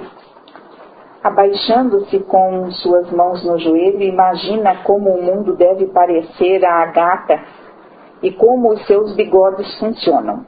Eu me pergunto se é verdade que, se cortarmos seus bigodes, eles não podem mais caçar ratos. Bloom considera o que pode conseguir no açougue para o seu próprio café da manhã. O Sr. Leopold Bloom comia com prazer os órgãos internos de aves e de outros animais. Isso é bem importante, viu, pessoal? Pode parecer uma informação secundária e sem significado nenhum, mas essa aí é importante. Ele era um comedor de entranhas, né? Ele comia fígado, rim, essas coisas, né? Miúdos de frango. Era a alimentação que ele mais gostava de comer, era isso. Ele gostava de uma sopa grossa de miúdos de aves, moelas com nozes, um coração recheado assado, fatias de fígado fritas à milanesa, ovas de bacalhau tostadas. Mais do que tudo, ele gostava de rins de carneiro grelhados que davam ao seu paladar um sabor refinado de urina ligeiramente perfumada. Esse é o Leopold Bloom.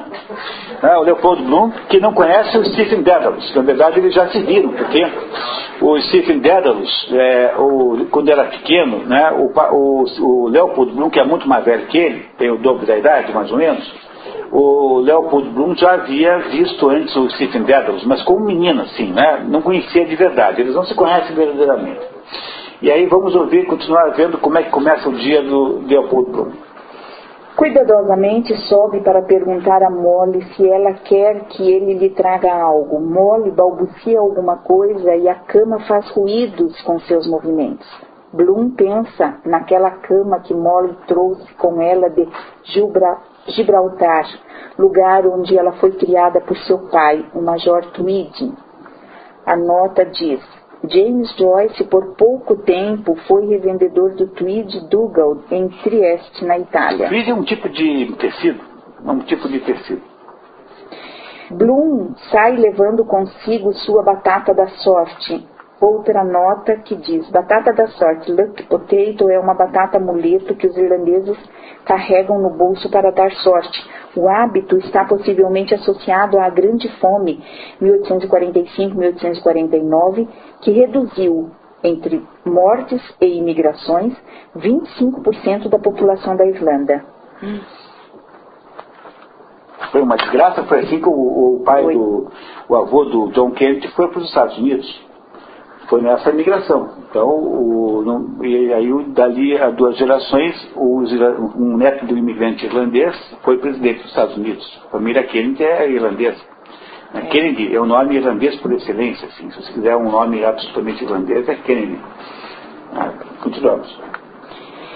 E antecipa que vai sentir calor vestindo as roupas pretas que ele terá que usar para o enterro de Patrick Paddy Dignan naquela manhã.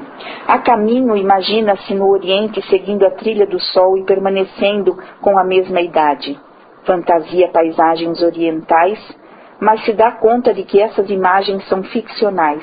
Passa pelo pub de Larry O'Rourke e pergunta-se se deveria parar e mencionar o funeral de Dignan, mas apenas deseja a O'Rourke um bom dia.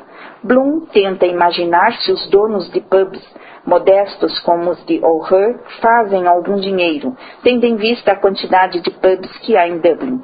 Passa também por uma escola e ouve os estudantes recitando o alfabeto e nomes de praças irlandesas. Leopold imagina seu próprio nome numa praça. Slave Bloom. Muito bem. Qual é a primeira possível ligação que há entre a Calypso, esse episódio chamado Calypso, e esse episódio que nós estamos vendo aqui da vida do Leopold Bloom? Ele foi o quê? Ele saiu de casa, foi ao açougue comprar alguma coisa para comer no café da manhã, não é? Não é isso que nós sabemos? Só isso que ele fez. Bom, o que é a Calypso? A Calypso é a Molly. A Molly, que é, de certa maneira, a mulher que o prende àquela residência. Então ele está relacionando a Calypso com a mulher do Leopold Bloom, chamada Molly. Ele vai comprar carne no açougue, nós não vamos ler isso, ele não tem muita importância, e vai voltar para casa. Quando ele volta para casa, ele encontra uma surpresa. E vamos ler então o último parágrafo desse episódio. Na entrada do prédio. Na entrada do prédio, Bloom encontra 2 cartas e um cartão. Desconfia que uma delas, para Molly, é de Hugh Blazes Boylan, empresário musical e possível amante de sua mulher, que é cantora profissional. Entrando no quarto, ele entrega a Molly a carta suspeita e o cartão de sua filha Millie, que mora em Mullingar, a 60 quilômetros de Dublin. Nós já ouvimos falar da Millicent, lembra? Porque quando o Stephen Dedalus vai para a praia tomar banho de mar, um dos amigos que estão na praia lá é possivelmente namorado dessa Millicent. Então é a segunda vez que a gente ouve falar dela. Molly coloca a carta de Boylan sobre o travesseiro e lê o cartão da filha. Bloom desce para preparar o chá e fritar o rim. Passa os olhos rapidamente na sua carta de Millie. Aí na página seguinte, Inês, você pode ler direto o parágrafo que diz: Molly fareja o rim queimando. Molly fareja o rim queimando e Bloom corre para tentar salvá-lo. Senta, come e relê a carta de Millie, em que ela agradece pelo gorro escocês, seu presente de aniversário de 15 anos, e menciona um namorado, Bannon. Lembra do Bannon? Que é aquele que tomava banho de mar lá no outro lado. Bannon, a nota diz: Bannon é o estudante mencionado no episódio 1 como amigo do amigo de Buck. Leopold pensa na infância de Millie e na de Huddy, que morreu 11 dias depois de nascido e que teria 11 anos se tivesse vivido. Pensa em Millie tornando-se mulher consciente da sua atratividade. Como Millie menciona o nome de Boylan em sua carta, Leopold dá-se conta da autoconfiança de Blazes e sente impotência ante a traição da mulher. Considera ir visitar a filha. E aí paramos esse episódio aí, não precisa ler mais. Então vocês compreenderam? Então enquanto o Stephen Dedalus está lá quebrando sua cabeça com as emoções que ele não entende, etc., com as suas dúvidas, o Leopold Bloom está amanhecendo. Sabemos que ele tem uma mulher chamada Molly, que é a Calypso, que o segura, que o prende. Ele sai para comprar uma carne no açougue. Quando volta, encontra, além de uma carta da filha para ele, encontra também uma carta para a mulher que vem do seu empresário, da mulher, sabendo ele que esse empresário é, na verdade, amante da mulher. E ele, então, pensa em visitar a filha, que não mora com eles, a Millicent, que está em outro lugar. E aí então vamos para o próximo episódio, que é os comedores de lótus. Qual é o episódio dos comedores de lótus da Odisseia? Bom, quando o nosso herói Ulisses chegou lá na terra da Nausicaa, lembra que ele encontrou a menina o pega pela mão e a o leva até o pai, que é o rei desse lugarzinho, o rei dos Ceácios. E aí ele é muito bem recebido, porque é um costume da cultura helênica receber muito bem os estrangeiros. Ele é muito já devidamente vestido, claro, né? E ele participa daquela noite de uma festividade no palácio, E naquelas festividades aparece lá um cantor, um aedo. Um aedo é um cantor, é uma espécie de músico que canta uma história contando os feitos da Guerra de Troia, que havia acontecido 7 anos antes. E aí, como durante a cantoria em que o cantor está contando lá a Guerra de Troia como foi, não é isso? O Ulisses começa a chorar. Ele não disse que ele era Ulisses, ele não se apresenta como Ulisses, ele apresenta-se como um estrangeiro. Mas ele começa a ficar emocionado e começa a chorar. O rei Feácio percebe que aquele homem que está ali não pode ser qualquer um, tem alguma coisa estranha nisso, e obriga-o a dizer quem de fato ele é. Ele finalmente então confessa ao rei que ele é o Ulisses. E aí fica todo mundo muito surpreendido, e ele então começa a contar a história dos 7 anos que antecederam. Até então, a história da Odisseia começa no 7º ano, mas quando ele chega nessa festa, então, ele volta para trás e começa a contar a história desde o início. Então ele conta que logo que eles saíram lá de Troia, o primeiro lugar onde eles pararam foi nesse lugar chamado a Ilha dos Comedores de Lótus. Lótus é uma planta. E nessa ilha aí, todo mundo comia, todos os marinheiros desceram e começaram a viver lá na ilha, né, a conviver com os habitantes lá, e comia-se lótus. E todo mundo que comia lótus esquecia-se completamente dos seus planos e não queria nunca mais sair de lá. Quer dizer, os comedores de lótus eram mais ou menos assim atingidos por uma espécie de amnésia. Ele, Ulisses, não deixa que eles comam muita lótus e obriga o seu pessoal a subir de volta no barco e continua a viagem na direção de Ítaca. Nessa altura, aí no início da volta, né, na início da volta lá no Comedores de Lótus, o Ulisses ainda não havia brigado com o Posídio. Quer dizer, na verdade, ele estava podendo ainda chegar tranquilamente em Ítaca. Essa é a história dos Comedores de Lótus, que é às 10 da manhã, né? Então, já na casa de Alcino, rei da Fiácia, Ulisses conta suas aventuras após a partida de Troia. Tendo primeiramente pilhado Ismaro, a terra dos Síconos, acabando numa ilha dos Lotófagos, comedores de lótus. Nesse lugar, ao se comer a flor de lótus, perde-se a memória e o desejo de voltar à pátria e ao lar. Ulisses teve de embarcar seus companheiros à força. Então vamos ver qual é o equivalente que há na história do Leopold Bloom desse episódio dos comedores de lótus. Bloom pega o caminho mais longo na direção dos Correios, pensando nas pessoas por quem ele passa, e no funeral das 11 da manhã. Lembra que ele ia mais tarde ao funeral do Petty, né, que ia mais tarde? Muito bem. Enquanto lê rótulos de papel laminado na vitrina da Belfast and Oriental Tea Company, tira do bolso um cartão endereçado ao seu pseudônimo Henry Flower. Então, Henry Flower é o pseudônimo de Leopold Bloom, sabe por quê? Porque ele mantém uma correspondente erótica por uma moça que com ele troca correspondência erótica e não a conhece, nunca viu o outro, mas ele se escreve e ele não usa o nome dele, usa Henry Flower. Flower é flor, Bloom é quando a flor floresce. Não é isso? Bloom e flower é muito parecido, não é? São duas expressões muito parecidas. Ele tem essa correspondente erótica que ele não conhece, portanto é um romance completamente platônico, mas ele escreve cartas eróticas. E você pode comprar no comércio as cartas eróticas que James Joyce escrevia para sua mulher Nora, que são mais ou menos o modelo, né, que ele usou aqui. Quer dizer, o James Joyce também está representado aqui, porque ele escrevia cartas eróticas absolutamente audaciosas. Vocês não acreditam naquilo, né? Que são as cartas eróticas para Nora, uma desinibição absoluta, né? E a personagem aqui também manda cartas eróticas. O Leopold Bloom, muito embora o Leopold Bloom não seja o James Joyce. O James Joyce é muito mais o Stephen Dedalus. Cuidado de fazer essa confusão, tá? Continuamos.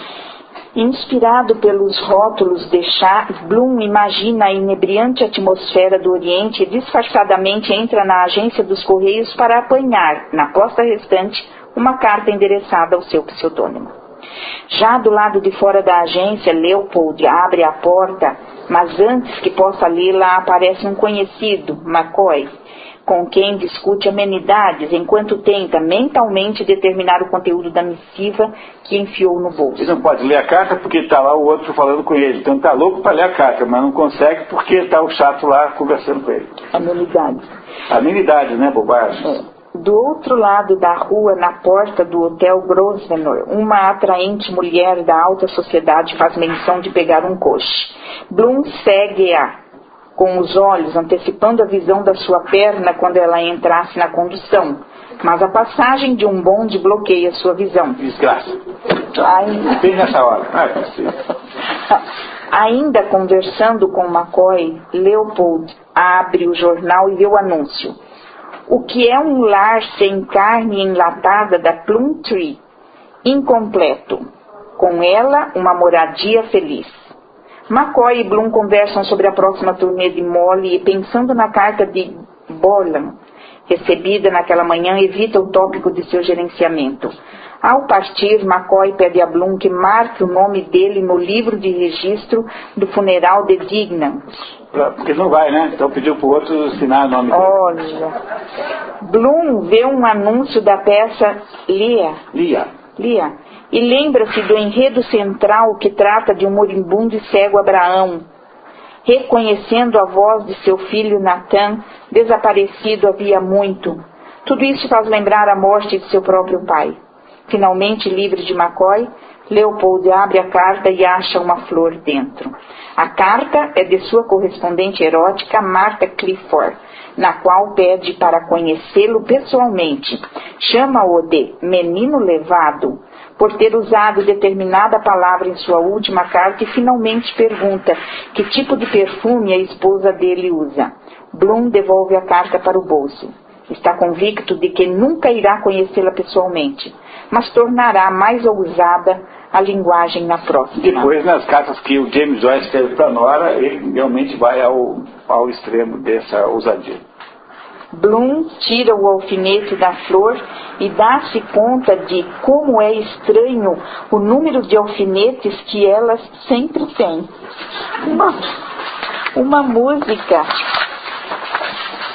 Uma música cantada por prostitutas adentra sua mente. Mary perdeu o alfinete de sua calçola. Ela não sabia o que fazer para mantê-la em cima. Ele pensa nos nomes Marta e Maria e em um quadro bíblico com as duas. Então, o que o autor está dizendo, nos contando mais ou menos como é, né? Como é aí, digamos, como é aí a vida do Leopold Bloom. A ligação com os comedores de lotos é que o Leopold Bloom, de alguma maneira, tem uma saudade imensa de alguma coisa. Né? Ele tem saudade do pai que morreu. Não é? Do mesmo modo que os comedores de lotos, ao comerem lotos, não tem saudade, perdem a saudade da sua terra, da sua pátria. Eles desistem de voltar para lá. É mais ou menos isso que o Leopold Bloom faz aqui. Ele é um sujeito que tem, assim, digamos, como se ele tivesse estacionado na vida e não soubesse o que fazer. Mais ou menos essa é a ligação que há. Ele não sabe para onde ir. Ele vende aí estes anúncios, ele tem essa namorada aí, digamos, por correspondência, que ele não conhece nem vai conhecer. Ele é um sujeito meio estacionado na vida que não consegue ir adiante. Por isso é que esse capítulo aqui relaciona o Leopold Bloom com os comedores de lotos. A coisa fica muito mais interessante agora em seguida, quando vamos falar do Hades. Agora, aqui uma coisa que você precisa entender. O James Joyce, deliberadamente, ele modificou a ordem dos capítulos da Odisseia. Quer dizer, o capítulo que vai entrar agora, chamado Hades, não é o capítulo que está na sequência natural lá na história do Homero. O Hades é, sem dúvida nenhuma, um capítulo do livro chamado Odisseia, mas não é o capítulo que viria imediatamente posterior. Ora, como é que entra o Hades? O Hades é assim: depois que passaram pela ilha dos Lotófagos, passaram pela ilha do Rei dos Ventos, passaram por uma porção de grandes éolos, né? Uma porção de grandes experiências, eles vão acabar daí onde? Vão acabar no Hades. O Hades é o inferno grego. Por que eles vão acabar no Hades? Porque eles precisam perguntar para Tiresias, que é um grande adivinho da antiguidade, como faz para voltar para Ítaca. Estavam perdidos. E aí então Odisseus entra por uma entrada que fica em algum lugar perto da Espanha, mais ou menos, segundo a geografia da época, e vai até o fundo do inferno para encontrar Tiresias, que estava morto, e perguntar a Tiresias como faz para voltar para Ítaca. Tiresias é o maior vidente da antiguidade, é o vidente mais importante de todos.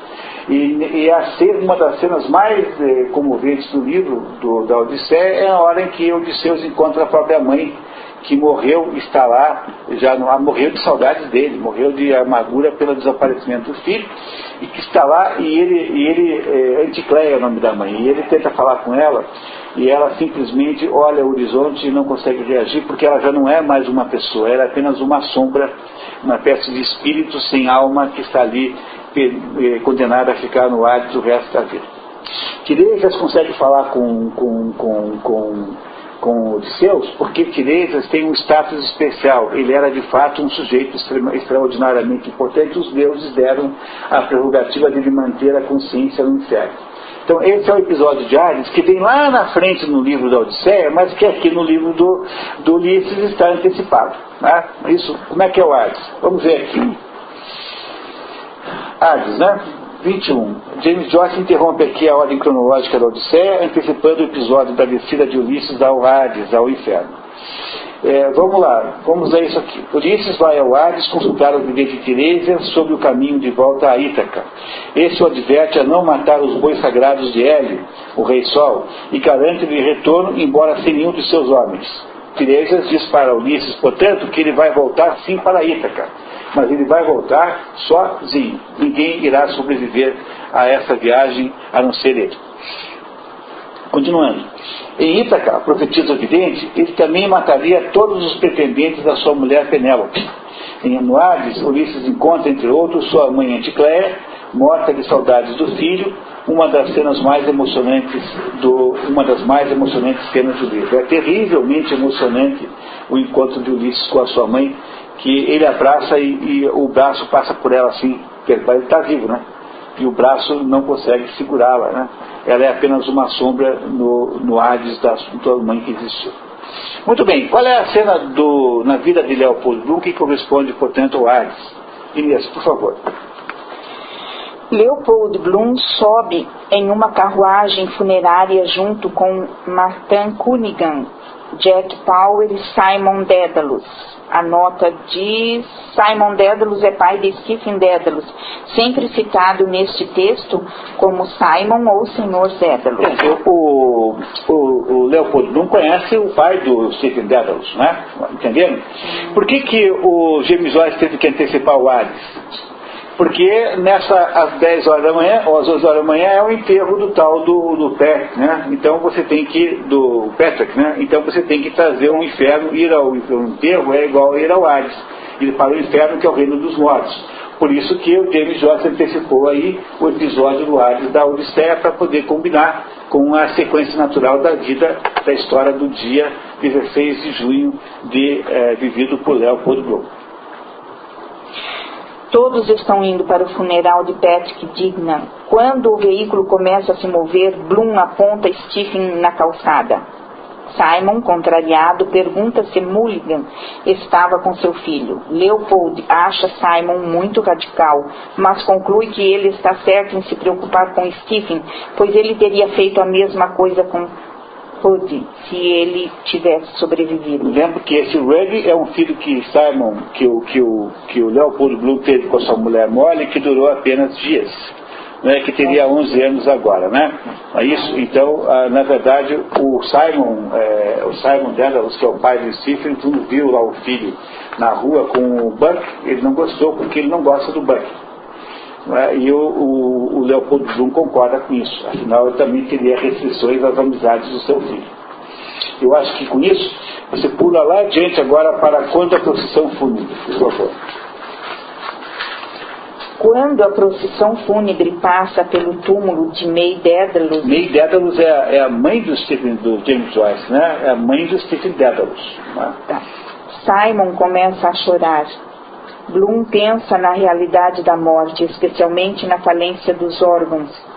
Coração partido, um belo dia fica obstruído e lá está você. Corn Keller, o coveiro, acompanha o grupo. À frente, John Eng Menton pergunta quem é Bloom e Lambert explica que ele é o marido de Molly Bloom. Menton, que havia tido uma desavença com Leopold, lembra agradavelmente de ter dançado com ela uma vez e cruelmente pergunta-se por que ela teria casado com Bloom. Por Deus, por que razão ela se casou com um sonso como esse? Quer dizer, o que nós podemos saber agora, pessoal, é que a Molly Bloom é uma mulher, digamos assim, comparativamente, muito mais... tem uma dimensão social muito maior do que tem o Leopold Bloom. Porque o Leopold o que é?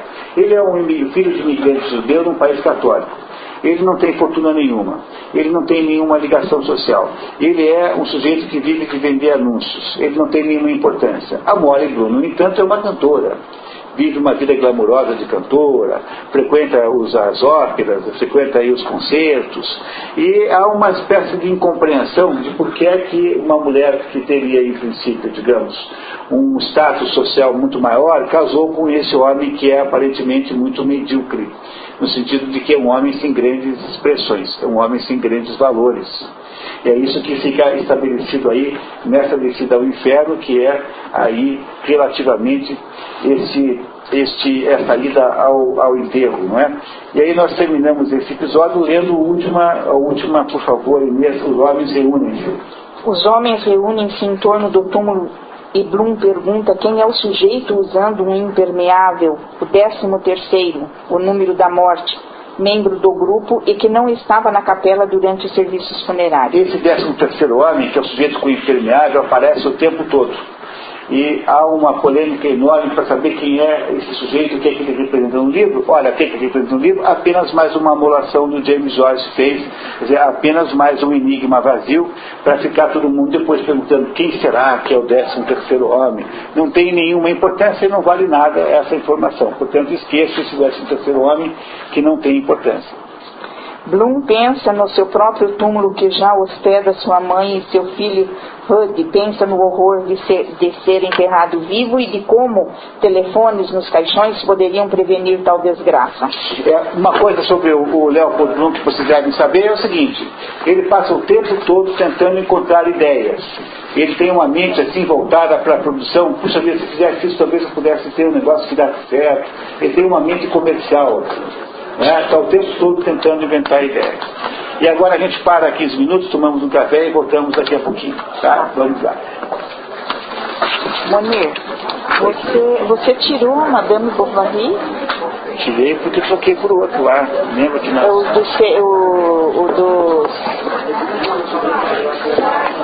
do programa desse ano, né?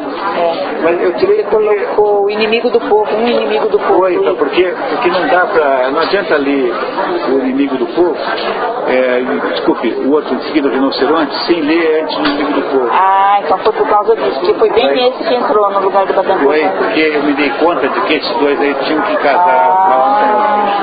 Tá.